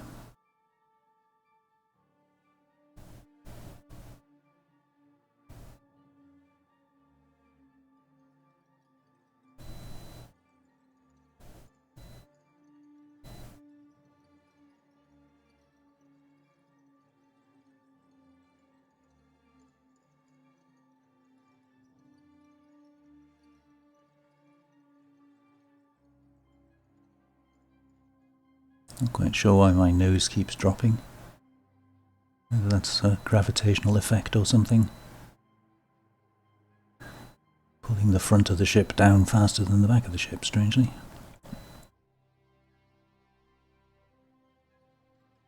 And I think we might be drifting backwards a bit as well, so I'm just going to put a little bit of corrective thrust on that.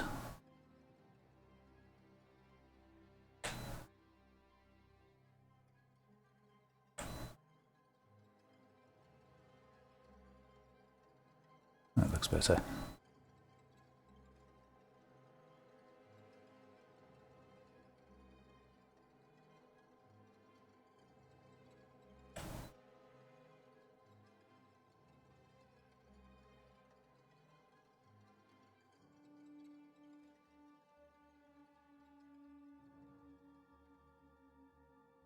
Yeah, so just watching the altitude, waiting for us to get within the realms of something to panic about. You can see the mountains appearing below us very, very fast.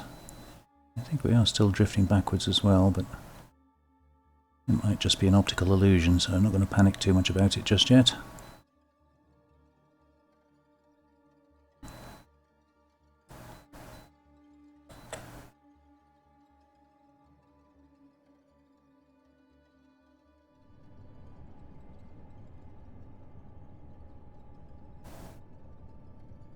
So I'm just entering atmosphere now.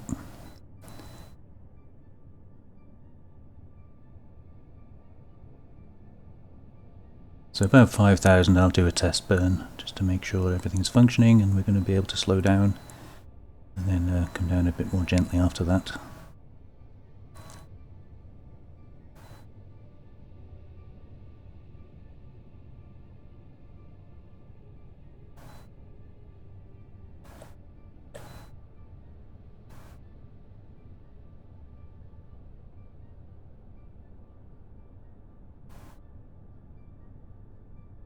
So a good way of doing it is there, 5,000 to put the dampness on, watch my speed. When my speed gets to 50, and we were at 4,600, so it takes 400 meters to take half my speed off. So 1,000 meters should be more than enough.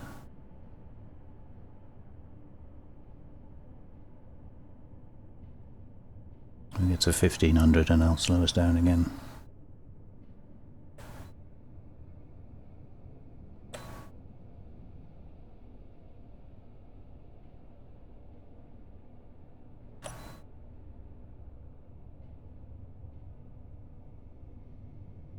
Yeah, easy peasy.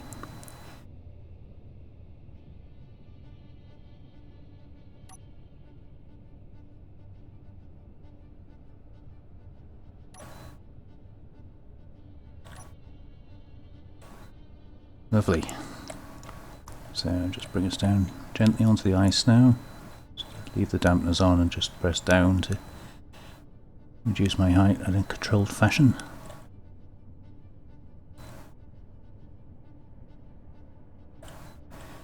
And while we're here, oops, switch the drills on.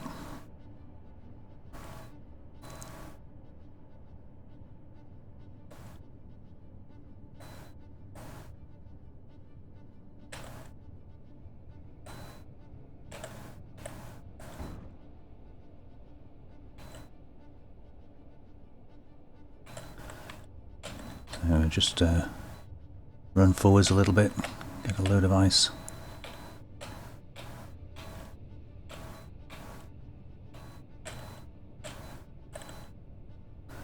Okay, and then I'm going to leave the dampeners on because I'll leave the drills running and we can get on with getting the things placed.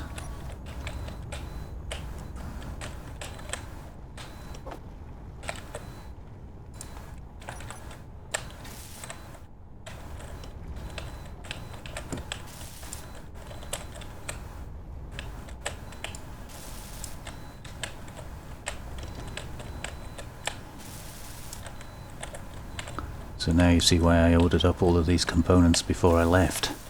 So the time it took to get here, it's been able to build everything I need. Right, I believe there is an atmosphere here. So I'll get a control button and a wind turbine.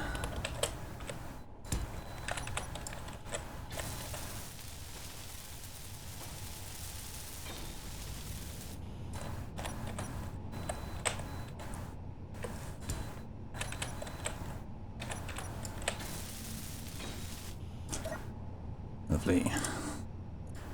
And this, of course, is Triton. Wipe that up. Boots on ground. And another one off the list. But rather than taking straight off, what I'm going to do is just grab a little bit more ice.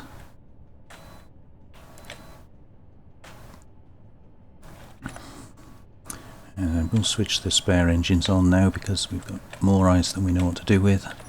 I suspect everything is probably full.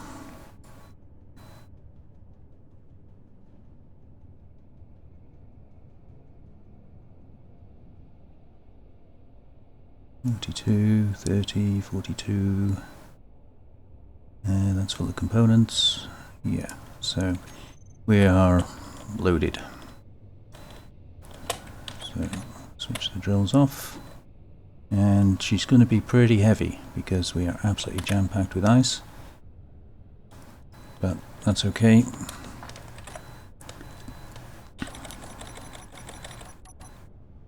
Ooh, okay. No. Wow, okay, maybe we need a bit more upthrust. Didn't like the overdrive for some reason, so I'm gonna have to do it manually. At least until the gravity is reduced a little bit.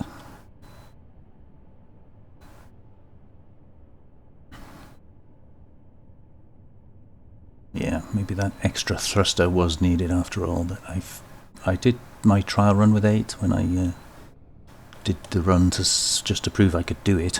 I had 8, but I figured 7 would do it. But obviously with all that ice on board, that's weighing a lot. That's okay, I'll just hold my finger on the button and it'll soon all get converted into hydrogen, hopefully.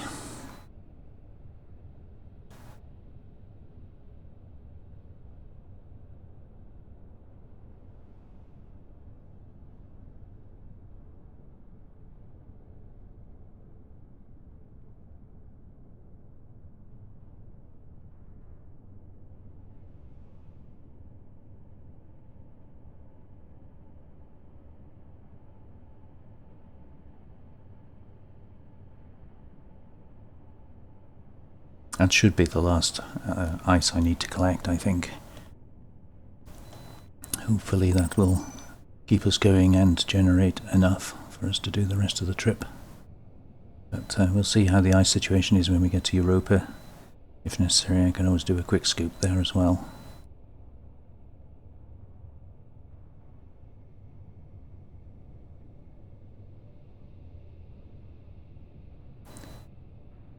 We've still got 1 G of gravity here, so just keep my finger on the spacebar, lifting off, keep the ship level, and the higher we get, hopefully, the less the gravity will be.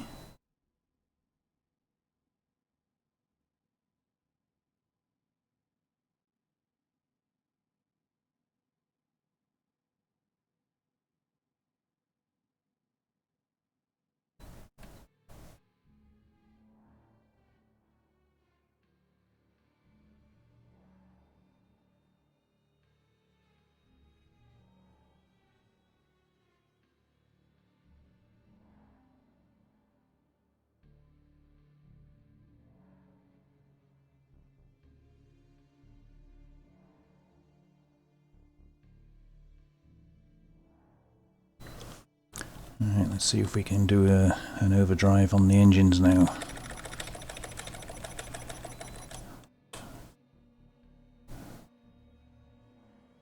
Yeah, we're still climbing. Dump this off. Lovely.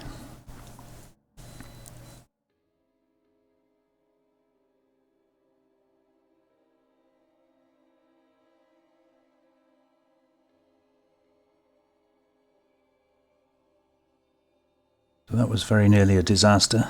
If I hadn't managed to catch it in time, crashing back down onto Triton would have been the end of the attempt.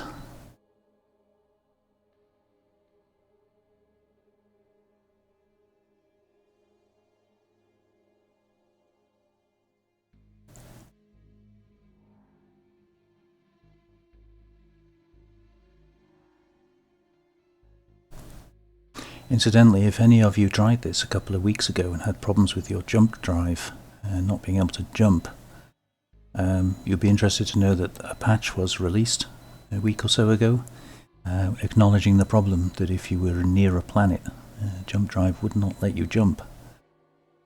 So fortunately, and that's one of the reasons why I had to delay recording this episode, because the first 3 episodes I recorded all together in one stint. And then in a trial run I found out that the jump drive wasn't working, so I kind of held off doing this episode until they fixed it, which thankfully now they have.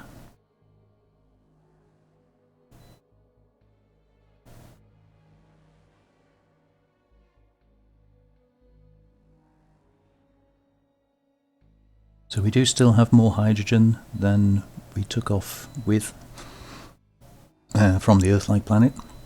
I think it was something like 20%, wasn't it? 20-21% when we took off, so we were still doing okay. And we do have probably a heck of a lot of ice. 20, 42, 30, 42, 42, 42, 42, yeah, so we're still chock-a-block with ice. But, as I say, the longer the journey, the more we're going to convert into hydrogen, so I'm not too worried about it. But if we've still got a lot when I need to land on Mars, that might be a problem. Simply because coming down at 100 meters per second, it's going to take me a very long time to slow down. But I'm hoping by then we will have converted a lot of that into hydrogen. Right, let's try backing off these. Very, very nearly out of gravity now, so we shouldn't need much.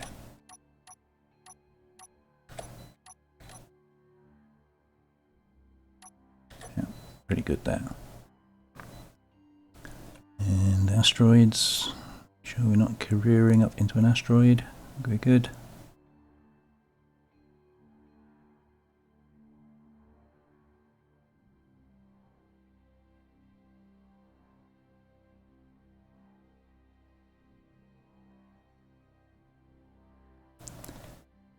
And there we go, 0G.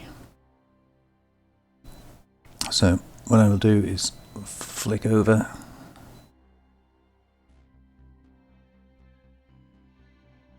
Position our belly to the direction we're travelling. So you can see in the bottom right, or to the right of the centre console, there's a little cross in a bubble. So when that's lined up, we know we're good. Right, okay, so I'm going to arrest some of that speed. Do not want to be doing 100 meters per second at a 90-degree angle to the direction we want to go. So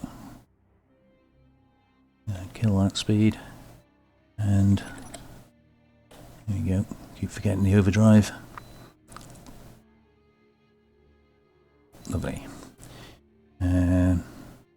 So we want the jump drive to be, I think, maximum distance. I'm pretty sure it's more than that. We'll line up with Europa on the planet side, so probably try and go between the two, I think. I think we should be okay there. Yeah.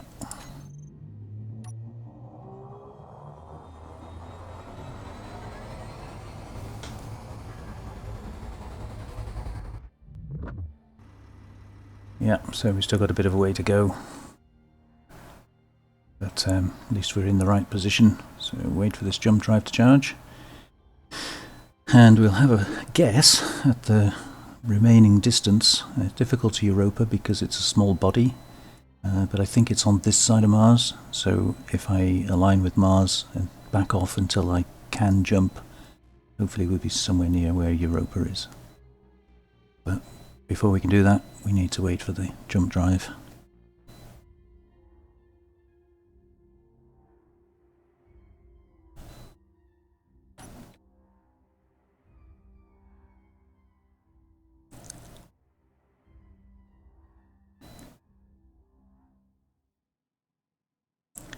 Might as well be moving forwards.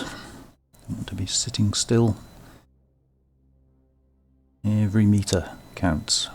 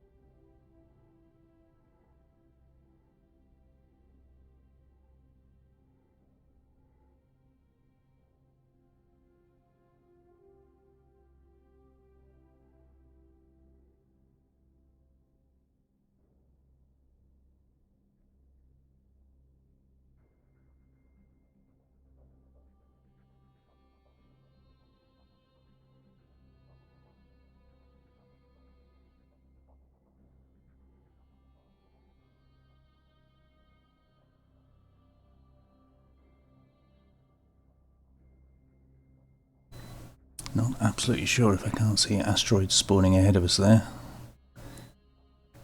So we're going to have to be a bit careful of those.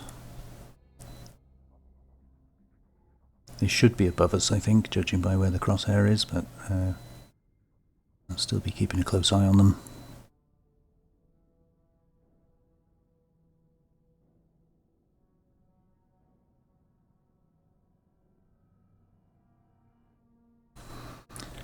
How's our ice doing?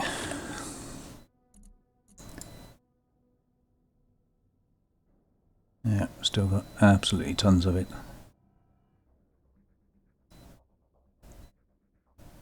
Probably too much, if we're honest.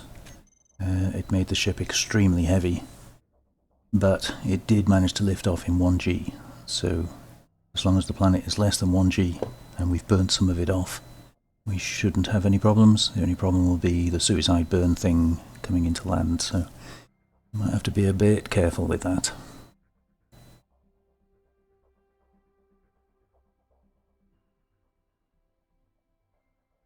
I've left the extra engines on deliberately because obviously we're full of ice and I want to make sure we burn as much hydrogen as we can and generate as much hydrogen as we can to get rid of all that ice. So, and the batteries can benefit, I think.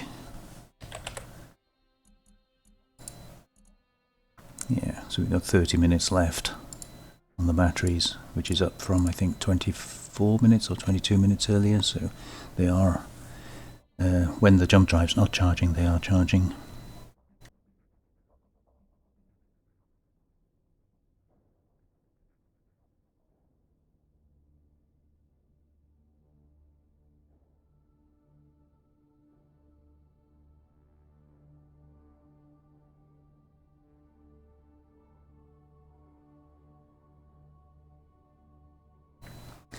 As I suspected, those asteroids are passing above us, which I'm very grateful for. Not that I couldn't take evasive action, of course, we could use the underneath thrusters to take evasive action, but it would inevitably slow us down, so grateful we didn't have to do that. Right, come on, jump drive. 2 minutes.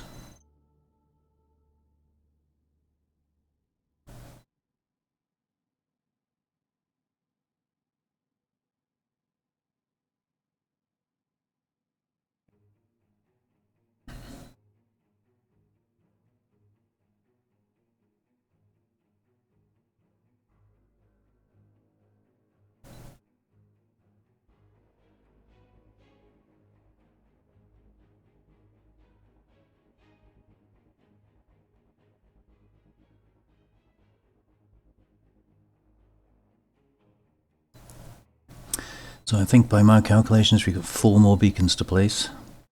Europa, Mars, Titan, and the alien planet. And we're running currently at 9 hours 6 minutes and a bit. So I think probably we're not going to beat the 9.5 hours.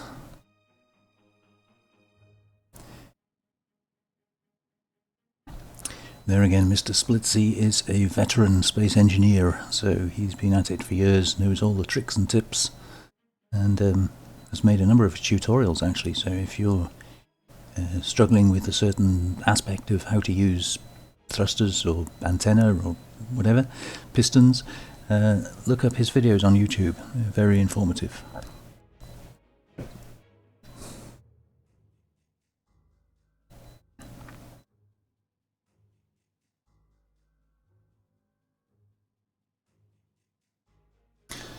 So after this, where do we go next? Can't see the alien planet.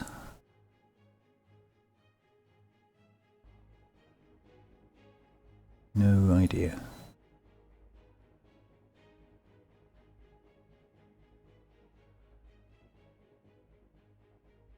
Hopefully. Oh, so that's it. Yeah, that's it over there.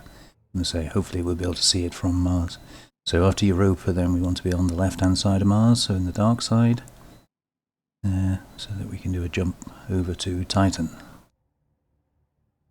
Right, jump drive is ready. So let's go to the camera. I'm going to use Mars because I'm not sure it'll detect Europa. So we're going to increase the distance. Try again. No. Increase the distance. Try again. No. Just keep increasing the distance. And keep trying until it says, no, you can't do that.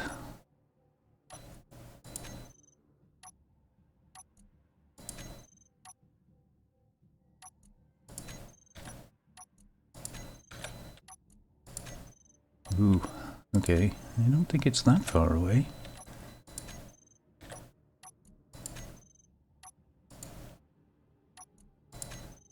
Oh, okay. Maybe it is that far away. Just in case I'm overshooting it here, let's come back. Somewhere around there.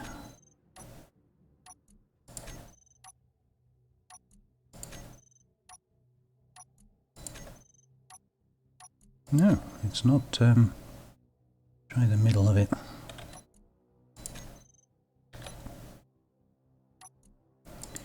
I did not think it was that far away. Okay, let's try.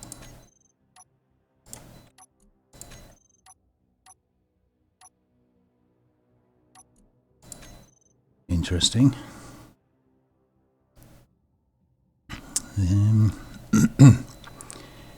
Okay, well maybe let's just keep going.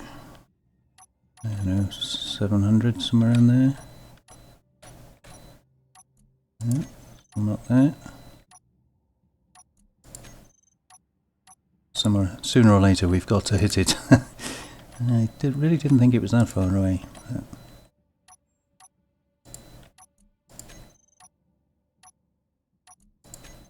Wow. Ah, okay. So that's 1,000. Wow. I did not think it would be that far. Okay, so 973.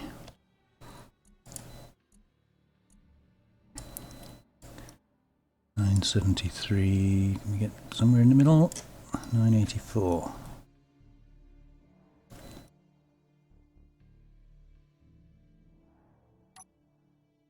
No, that's too far. 964. No, that's too far.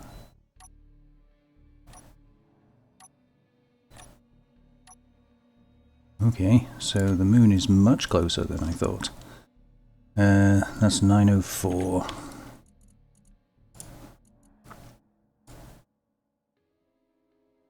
923. Let's try that. No? Okay. Well, let's go for it.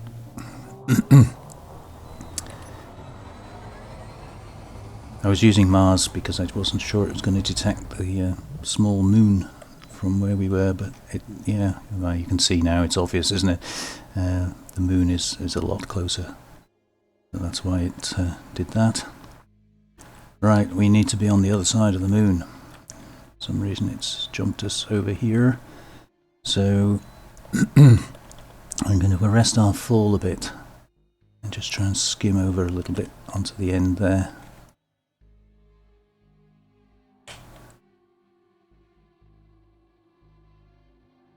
I think anywhere around there is good. As long as I can jump to the planet afterwards, that's the main thing.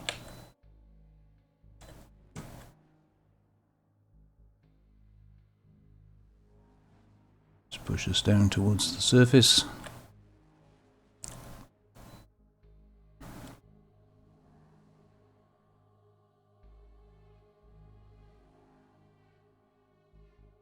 Something red over there. Looks like they're going away. That's fine.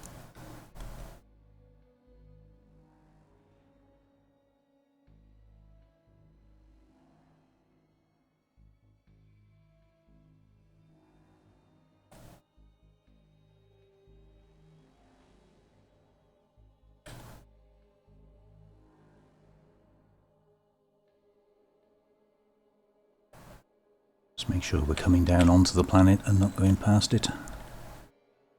We should pick up gravity soon. There we go.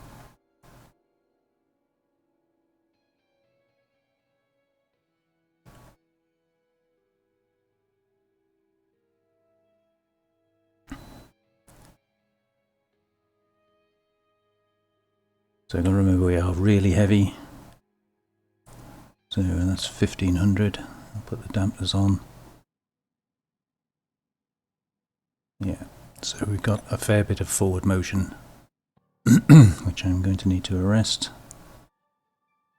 Now bring the nose up.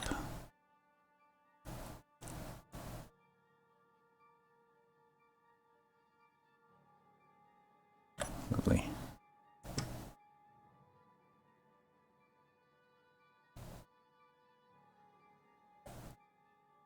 So I don't think I'm going to need to pick up any ice here. I think we've got enough. It's weighing us down, it's slowing us down, and if we've got enough to do what we need to do, then there's no point in just...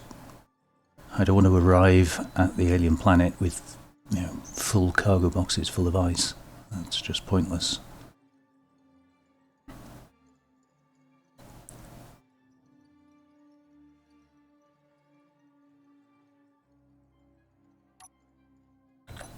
Yeah, so we're slowing down quickly. That's I wanted to test.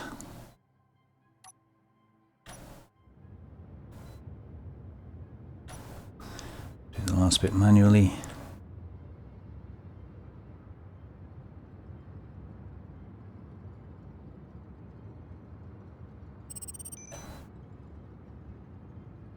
Oh look, an unknown signal. Shall I go and get it? I think not. Pretty good there. Pretty flat.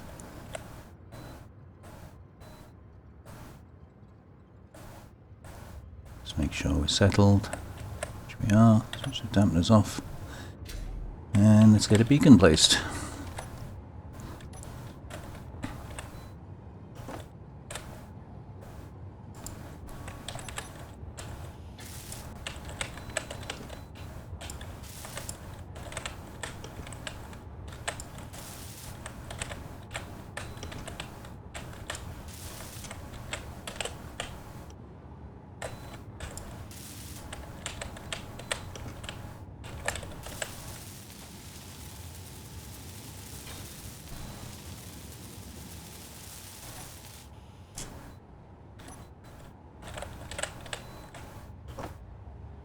And I think we do have atmosphere here, so stick that on there, stick that on there, weld them up.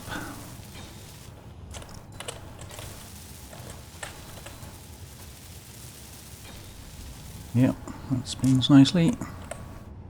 Feet on the ground. Beacon, and this is Europa. Mark that up to full, and we're good. Call it done. So, engine's on. Oh, parachute coming down. I wonder what that was. Okay, so we just need to get out of this gravity, and then we should be able to do some kind of a jump, hopefully.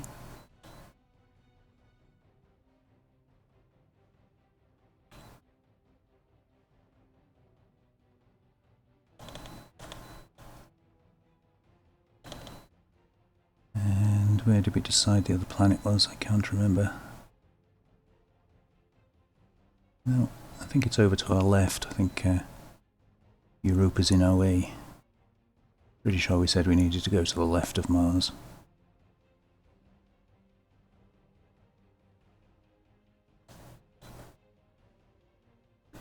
Right, we're out of the gravitational pull. Would kind of like to see...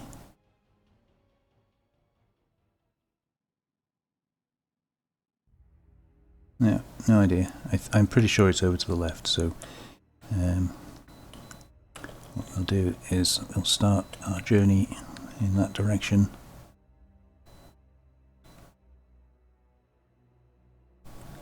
The dampers off,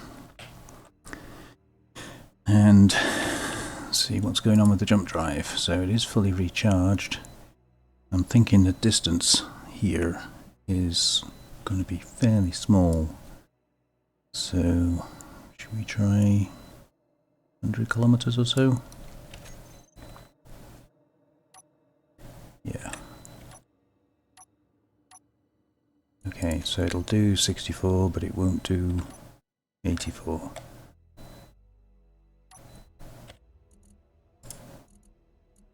So can we sneak that up to 71 maybe? Somewhere around there. Oh, okay.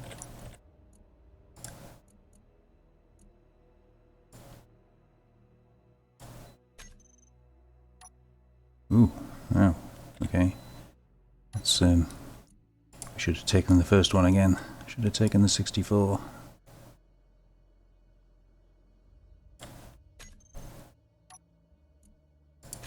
Go. Still can't see the alien planet.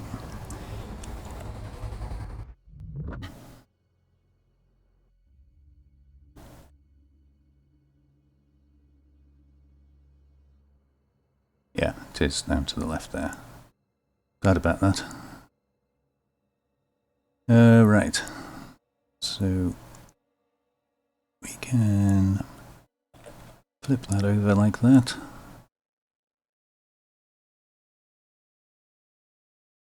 And go that way.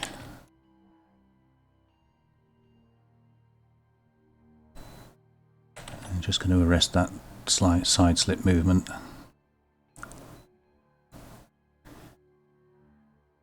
I like to know where I'm going, not drifting, so it takes a few seconds to do, but I think it's better.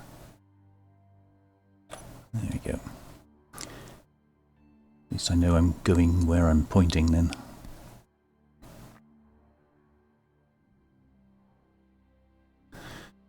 Okay, so how heavy are we? Yeah, well, we've burnt through a fair bit of that ice, haven't we? So we're doing okay. Got 31% hydrogen. The jump drive is already charged, so I'll switch that extra engines off. And we want to go to that planet up there, which we should be able to see happily once we get down here.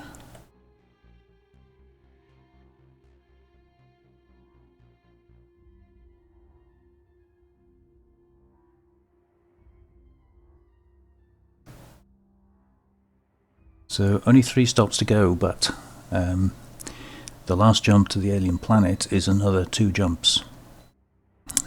Well, to Titan, I should say. It's actually a little over 2 jumps. It's 2 and a small jump, which is going to take time because we know it takes 7 minutes to fully recharge. So the first jump we should be charged, well, we are charged anyway. So 7 minutes on the next jump after that, and possibly one after that. So that's another 14 minutes plus the time taken to actually place the beacon. And we're at 9 hours 21 minutes, coming up 9 hours 22 minutes. So I don't think there's much danger of me beating Splits this time. I think his time will be safe. Nevertheless, it will set a time for me, and if I choose to do another attempt, that'll be the time to beat.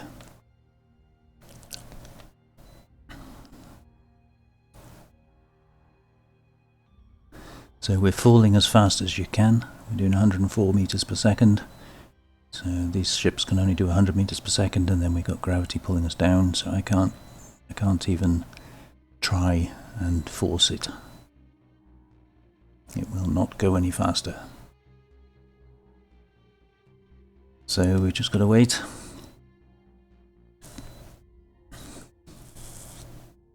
I can set the jump drive up ready for the next jump. That'll be a full distance one.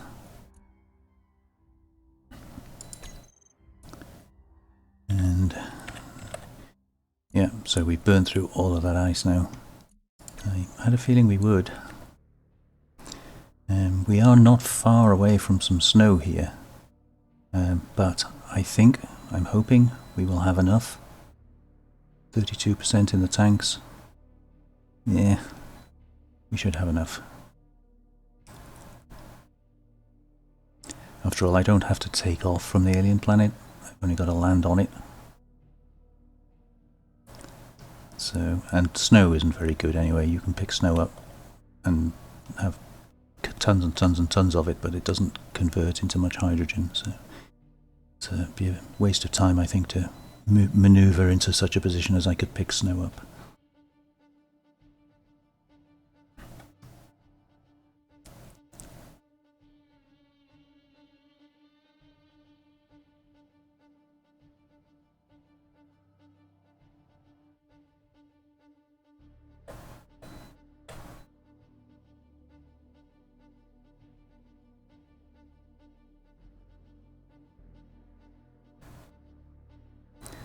The ground looks a bit rough underneath us, but I don't think that'll matter.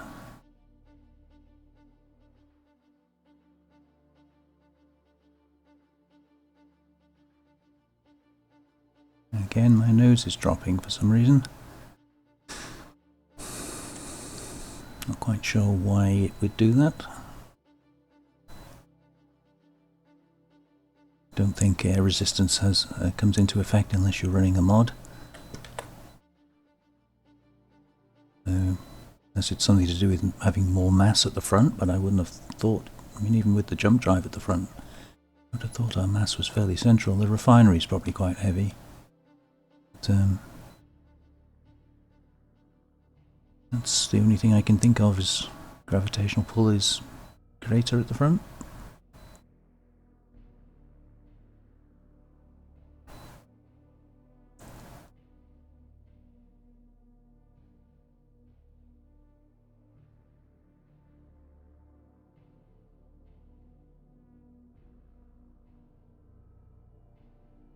So we're coming in hot, but we're still at 8,000 meters, so I don't think we need to panic yet. And as I say, we did run out of ice, so we're not carrying all that weight anymore.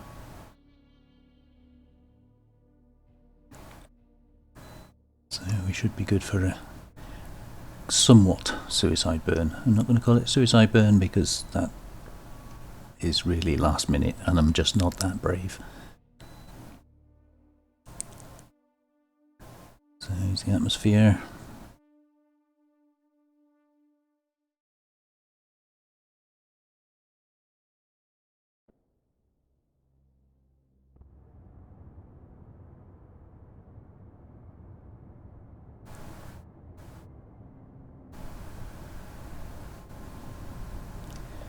So we go for a couple of thousand just to make sure that I can stop.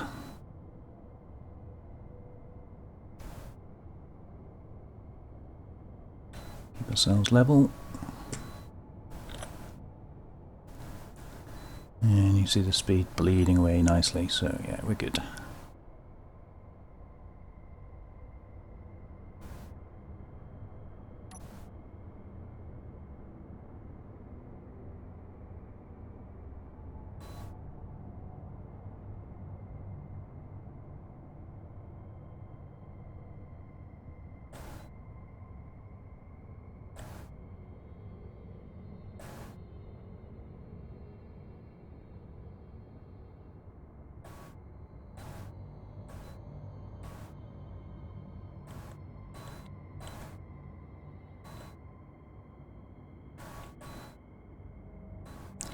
Nice gentle touchdown. Dump this off, and off we go again. Oh, somehow my helmet was open. I'm not quite sure how that worked. Right, beacon. Try and keep it out of the ground so that I can put a control panel on it.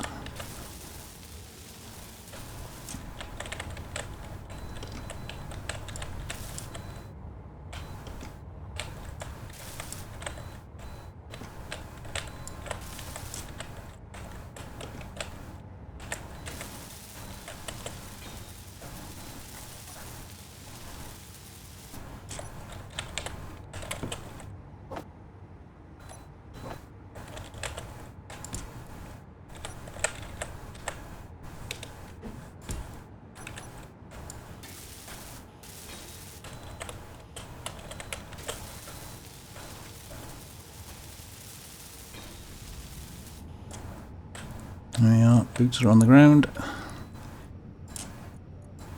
This is, where the heck are we? Mars. Bring the range up to full. And call it good.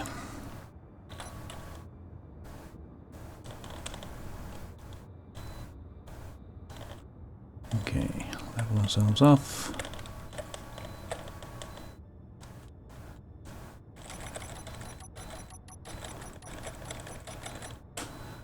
Override is on.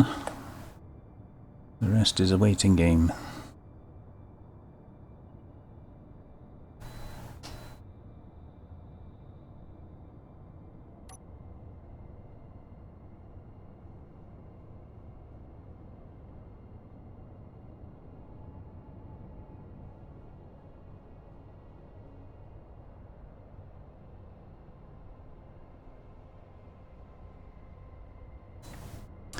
So I know I said anything over 2 hours is a nightmare to upload, and it really is. But we're at 2.5 hours now, and I don't really want to cut this into another episode because we've only got those 2 little dots ahead of us to go. So I think this is going to have to be a long episode, I'm afraid, which will take probably 24 hours or so for me to upload. But at least, hopefully, we'll see the conclusion and the final time, which I think would be better than cutting it into another episode.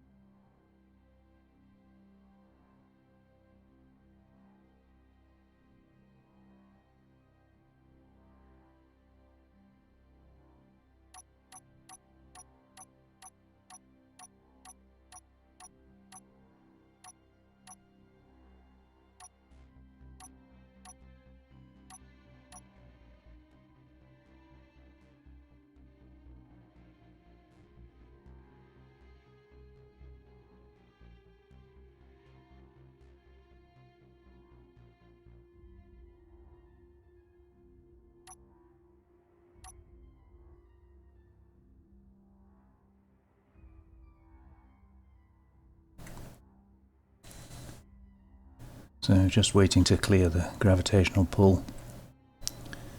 At the moment, still 0.27 Gs. Quickest way to escape it is to go vertically upwards, or perpendicular to the planet. If you try and move forward at all, you're just keeping yourself in the gravitational pull for longer, so you just gotta wait.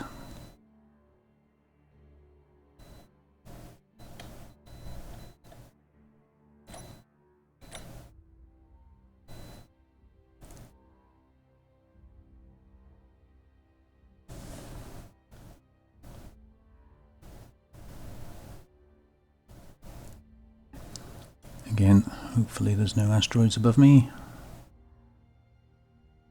It's always my biggest fear.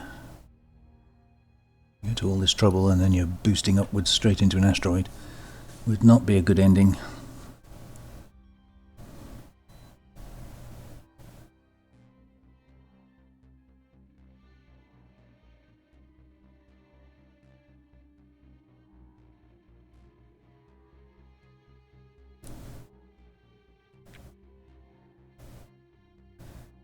Yeah, nearly there, 0.14.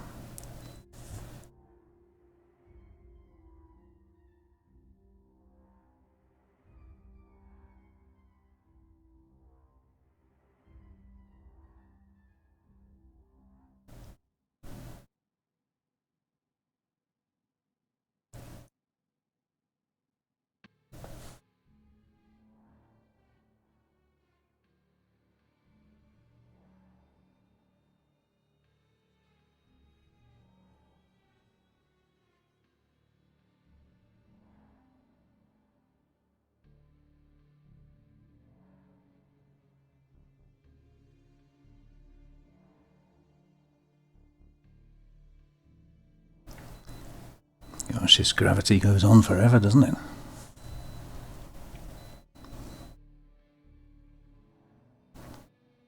Of course, in the real world there would be a very much more gradual drop-off of gravitational pull. There would be no distinct point. I know that this is dropping off gradually as well, but I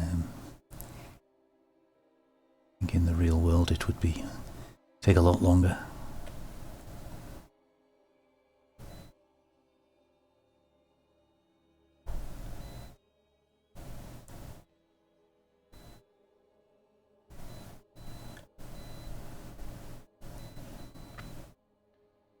Still 0.7.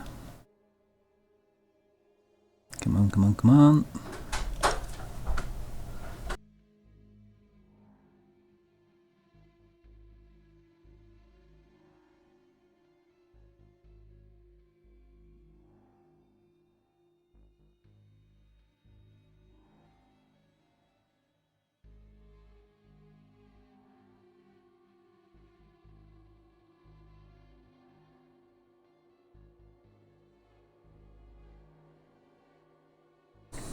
Wow, this is taking a long time.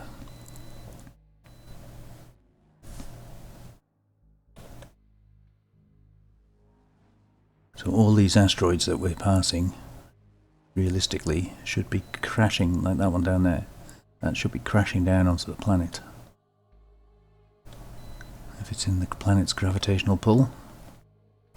Right, finally we are out. So again, what I'm going to do is flip over, put Titan on the right hand side,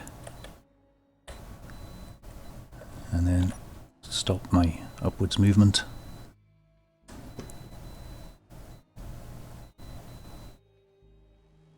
It would help if I remember to take that off, wouldn't it? And put my dampeners on. That would work a lot better. Okay, so dampeners off, forward motion, and we want to go to Titan first, so obviously it's easier that way, and this is definitely going to be out of range of a full range jump, so let's just line ourselves up a little bit, somewhere around there, doesn't matter exactly, and go for it.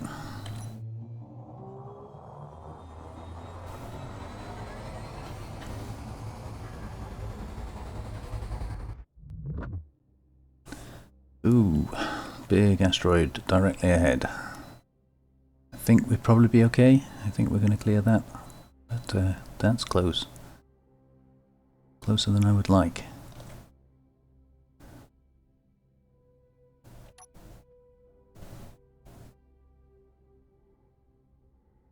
Yeah, I think we'll be okay. As long as there's not too many little shards sticking off it.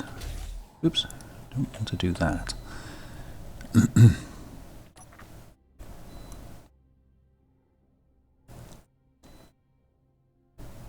got a red blip 4.6 kilometers away, but hopefully that's just one of those mayday signals.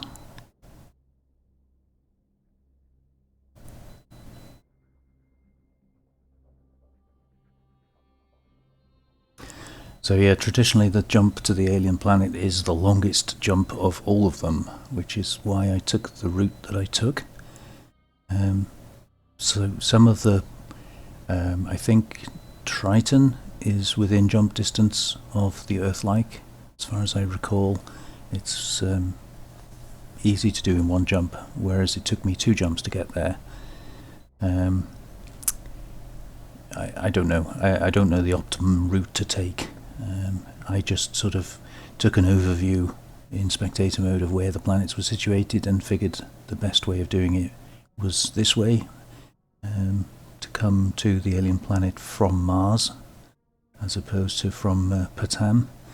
But what do you think? I mean, have you tried to make a route yourself? Did you come up with an optimum route? I think when I added up the total length of all of these routes, it was over 16,000 kilometers. So if you add up your total journey time on the route you take, can you get it less than 16,000 kilometers? Be interested to know.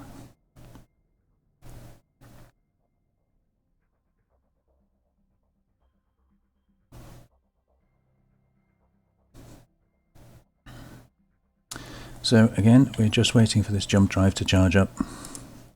We've got another 5 minutes, and I've run out of things to talk about. So I'm just going to sit here quietly and drink a cup of coffee, and we'll wait for this to charge up.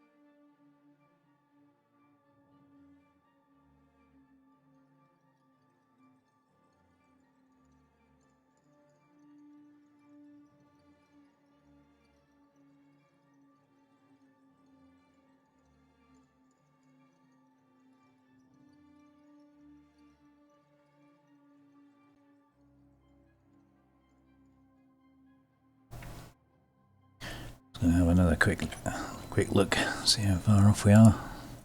2 minutes.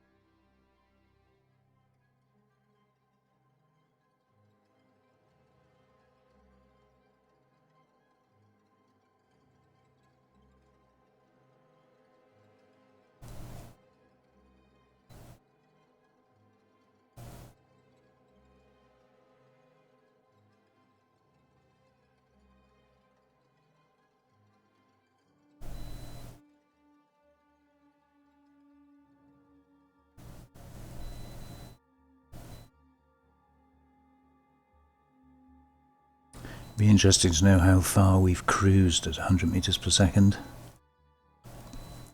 I'm not sure there's an easy way. I suppose you could drop a GPS marker when you start and then see how far you get while the jump drive is charging. But I think the original mentioning of GPS markers was obviously you need to use them to get your ores on the start planet, but then spectating to each individual planet to place a GPS marker was not allowed. So by the same context, placing one in space and then measuring how far you travel while you wait for the jump drive to charge is kind of, I mean, it's not cheating, it's information, but Splitsy didn't do it, so I'm not going to do it. I want to be as comparable to his run as I can. But we're at 2 hours 41 minutes now, which gives us a total time of 9 hours 43 minutes, so I think we're already over. I can't actually remember what time Splitsy set on his, well, I think it was a live stream he did. but I think it was about 9.5 hours, so we haven't beaten him, unfortunately. But it's still a lot of fun, it's still a challenge, so we'll continue to the end and get our time written in stone.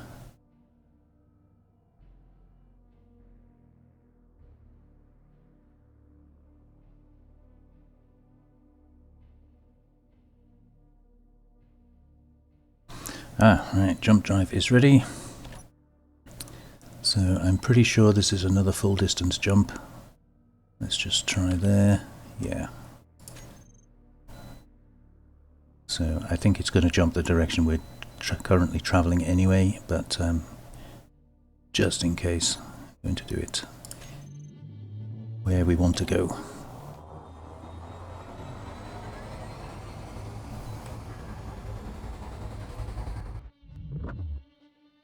Yeah, so we've still got a little bit of a distance to go, unfortunately. That can't be helped. So I'm going to use my thrusters here just to make sure we are travelling in the direction we want to travel in. Oh, done it again. Keep pressing the wrong button. Wrong button, as they say.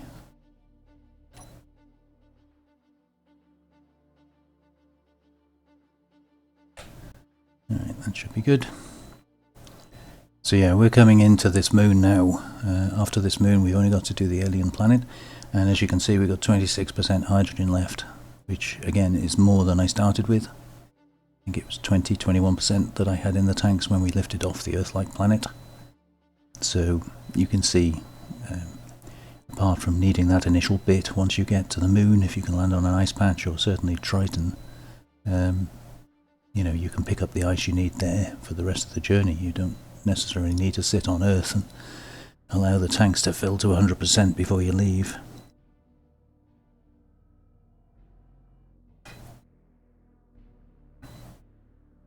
So again, it's a bit of a waiting game here. I think if that moon is anywhere near the same sort of size as Europa and the Earth-like moon, then we've probably got a good couple of hundred kilometers to go yet.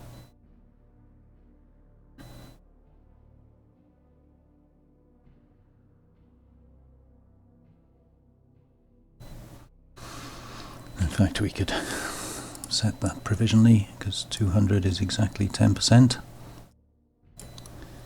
2000 is I don't know why it says 5000 there, because when it's fully charged it always says 2000, so 2000 is definitely the maximum jump distance.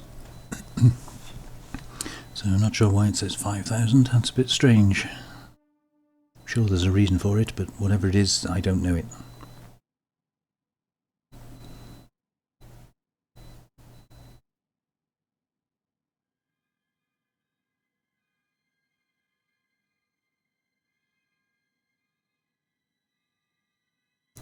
So again, waiting for this to charge.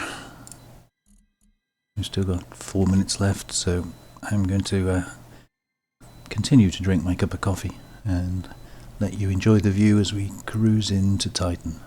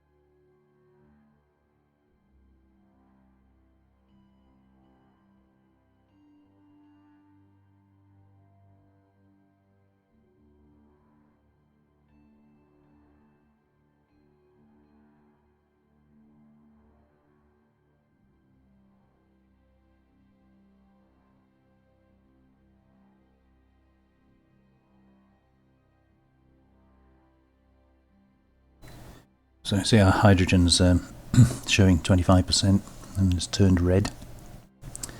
I don't know how our batteries are doing.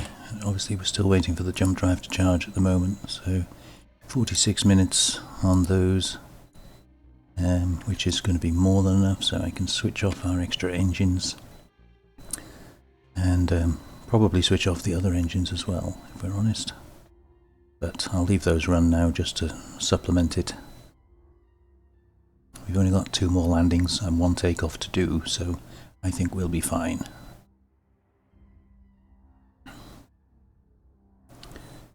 So how are we doing on this? 1 minute.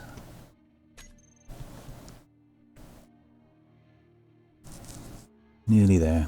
This is only a small jump as well, which means while we're on Titan placing the beacon, the jump drive should charge back up again, and then it's a really short hop. Then if it might not even let us use the jump drive, it's that close. But well, we'll have to see.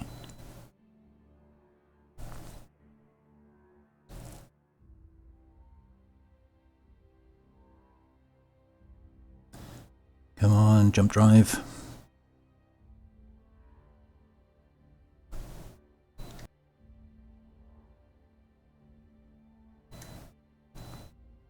Waiting for those green lights.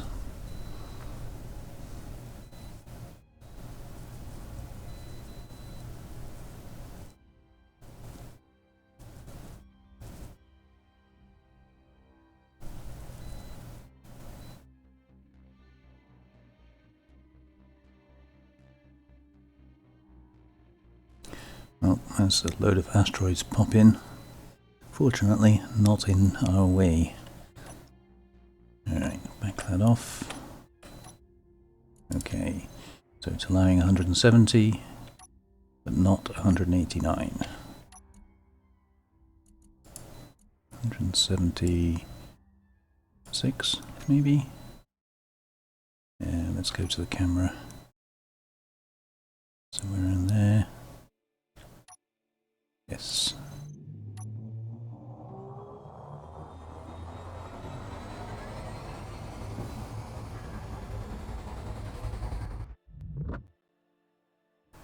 Lovely. So we've still got our forwards momentum. I'm just going to make sure it's in the right direction as we cruise down onto Titan.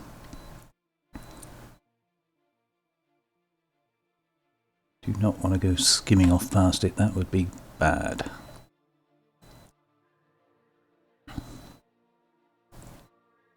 So we can pick up ice here, should we need to. I don't think we will need to, but as you can see, all those blue patches there are ice. Would not be difficult to land on one of those.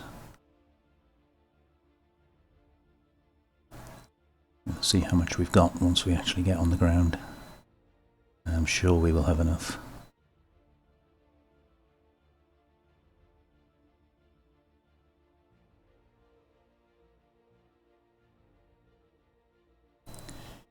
Just waiting for gravity to pick us up.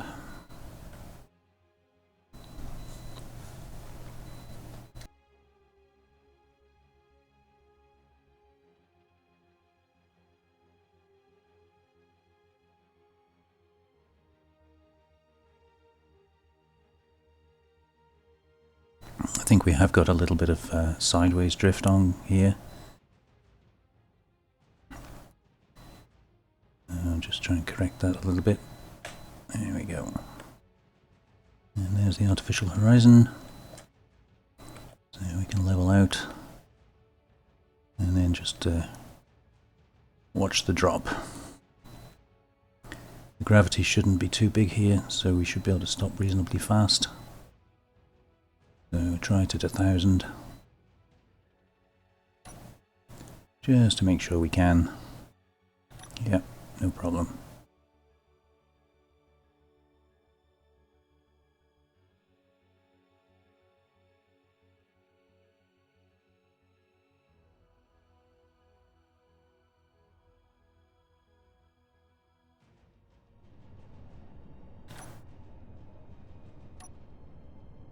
So we have got some forward drift on, which which will be arrested, but don't have many thrusters at the front, so it's taking a little bit longer to arrest that movement.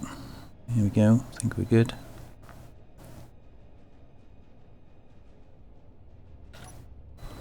And let's plonk it down here somewhere.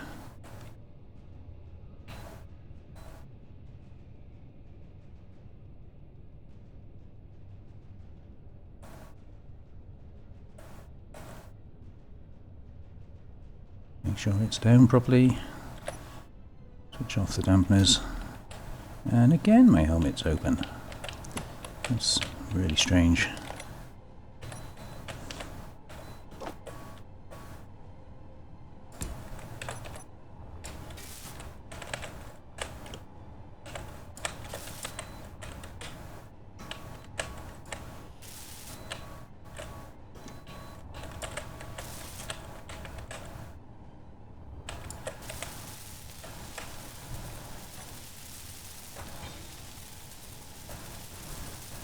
For some reason I'm auto dampened to the ship. I'm not sure why that is.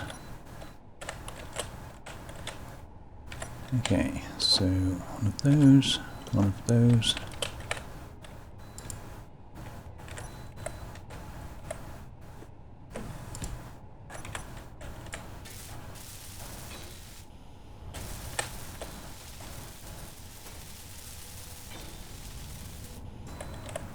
There we go, boots on the ground. This is Titan and maximum range. Oops. Said maximum range. Thank you. Another one down. One more to go.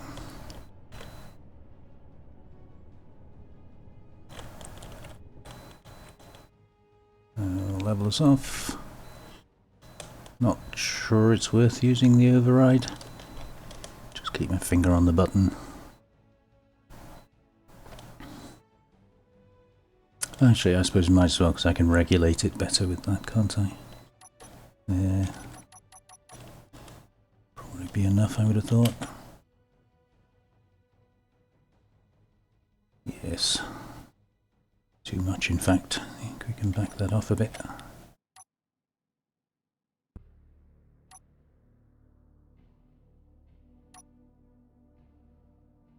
Okay, that didn't take us long, did it? Right, dampeners on. Find the planet, nearest point, and just keep backing that off.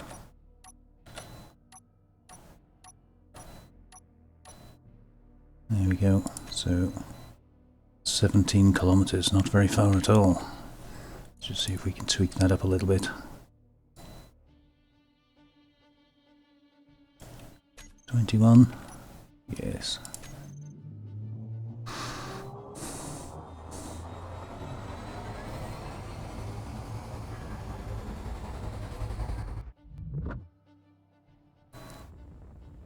And an asteroid straight ahead, of course.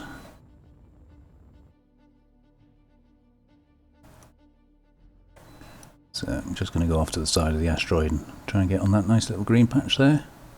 Seems like a good place to set up home. I'm just kidding.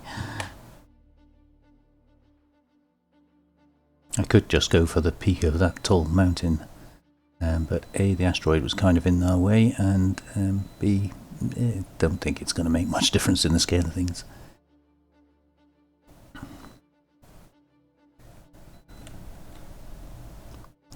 So it would have been nice to have jumped a little bit closer, but obviously this being a planet, big planet, it's got gravitational effect comes quite a long way out from it.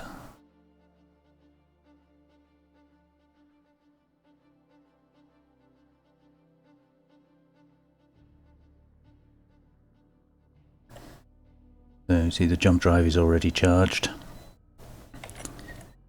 We won't be using it again, so I'll just reset that and turn it off. And just a case of waiting now, just got to cruise down. Gravity should pick us up soon. place the last beacon and call it good.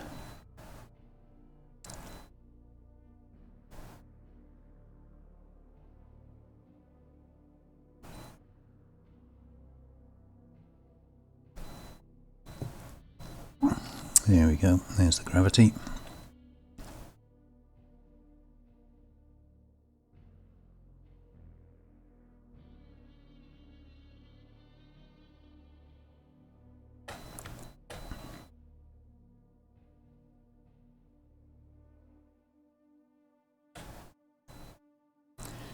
Just going to watch that altitude fall now.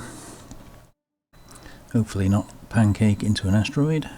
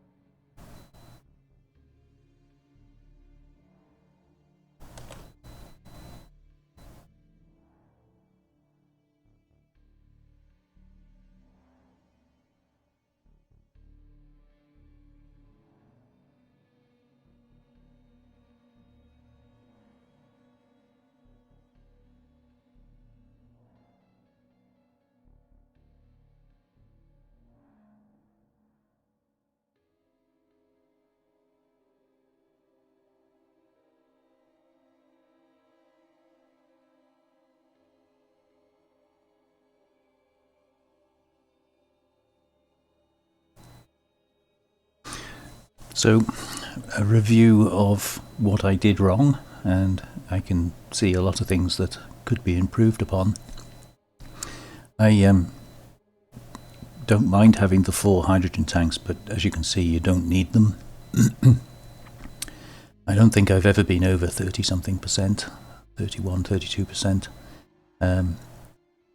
which essentially means probably 2 tanks would have been more than enough. In a sense, that's not a problem because, well, it's just stuff, isn't it? But that stuff takes time to build. It takes resources that need mining.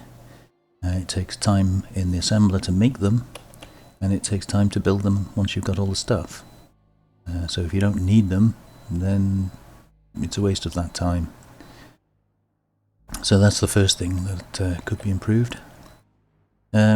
One of the other things I think I could improve is the layout a little bit. I've got an awful lot of conveyor junctions, you know, just sort of filling out space and piping things up.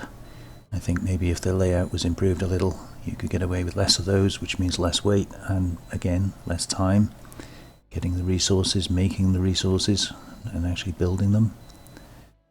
The little scraper drill underneath I'm very happy with. I don't think I would change that. It works well. It allows me to top up on the move.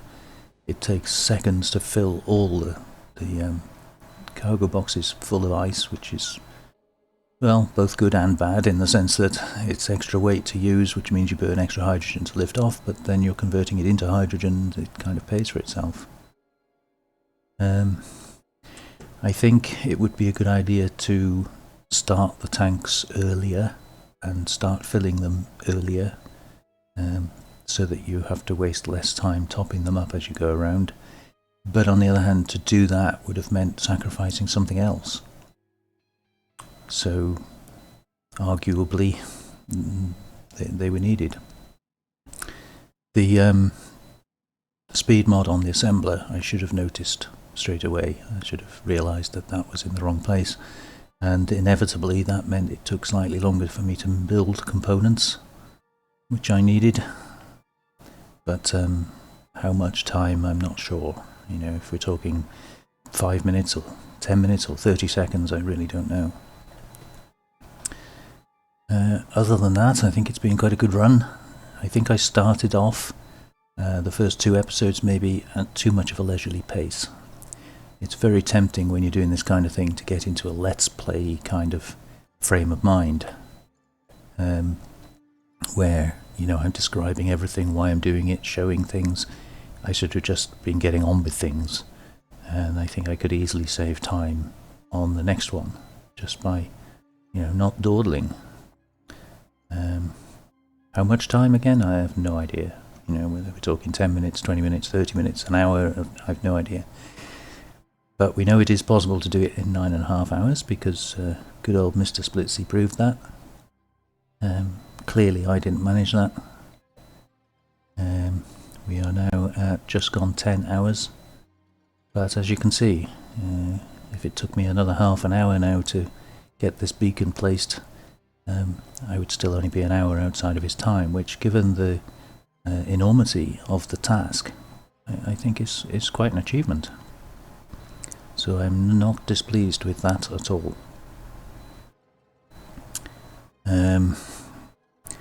Not worried about coming down here too much. It doesn't matter where I come down, so just literally going to allow myself to fall vertically and hopefully arrest the speed before we crash.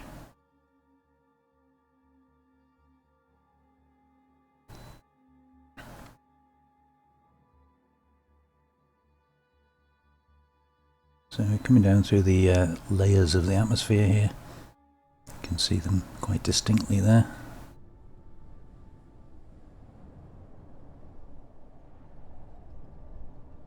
We do have a mountain below us, so I'm being a little bit cautious of that.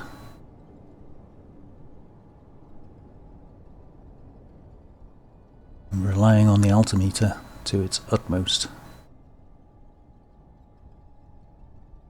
So 2,500. Just do a bit of a burn there and bleed off some of the speed.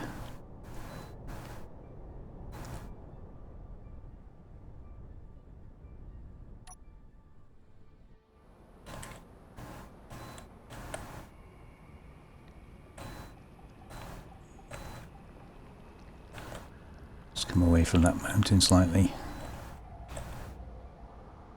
and loads of trees, lots and lots of trees in my way, so I'll just pick an area that's not got too many trees in. That'll do nicely.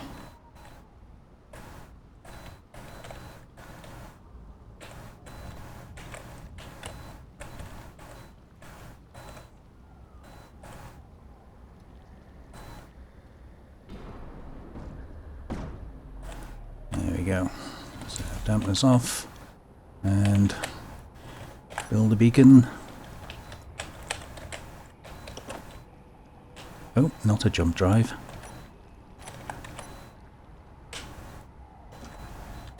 I do not want another jump drive, thank you very much. A beacon, please, thank you.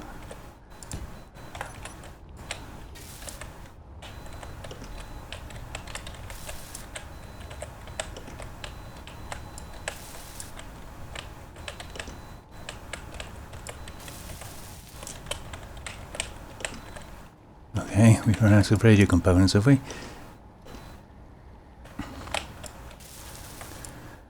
Alright, we'll come back to that then.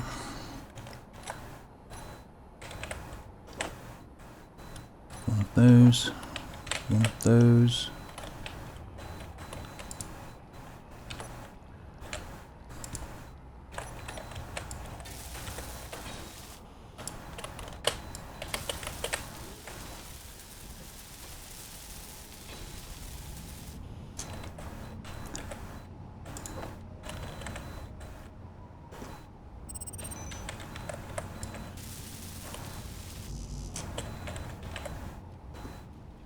Why can't we build those?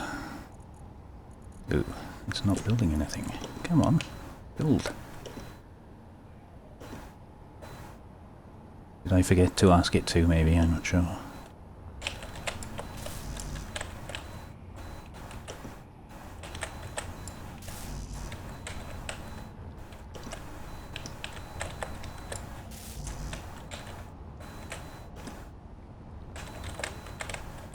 There we go, boots on the ground. Beacon is built. This is the alien. Broadcast limit to max. There we go. And I shall stop the timer. We are at 3 hours, 8 minutes and 11 seconds on this episode, so add that to the 7:120 on the previous ones, we get 10:9:31. So 10 hours, 9 minutes and 31 seconds. That will be my time for making it to every single planetary body and placing a, well, what's Blissey called a flag, a beacon, self-powered beacon, maximum range and named on every planetary body. So that's all I've got for you guys. Thank you very much for joining me on this little jaunt through the interplanetary system of Space Engineers Vanilla. I hope you enjoyed it. Take care of yourselves now. I'll see you on the next one. Well, if there is a next one. Alright, bye everybody.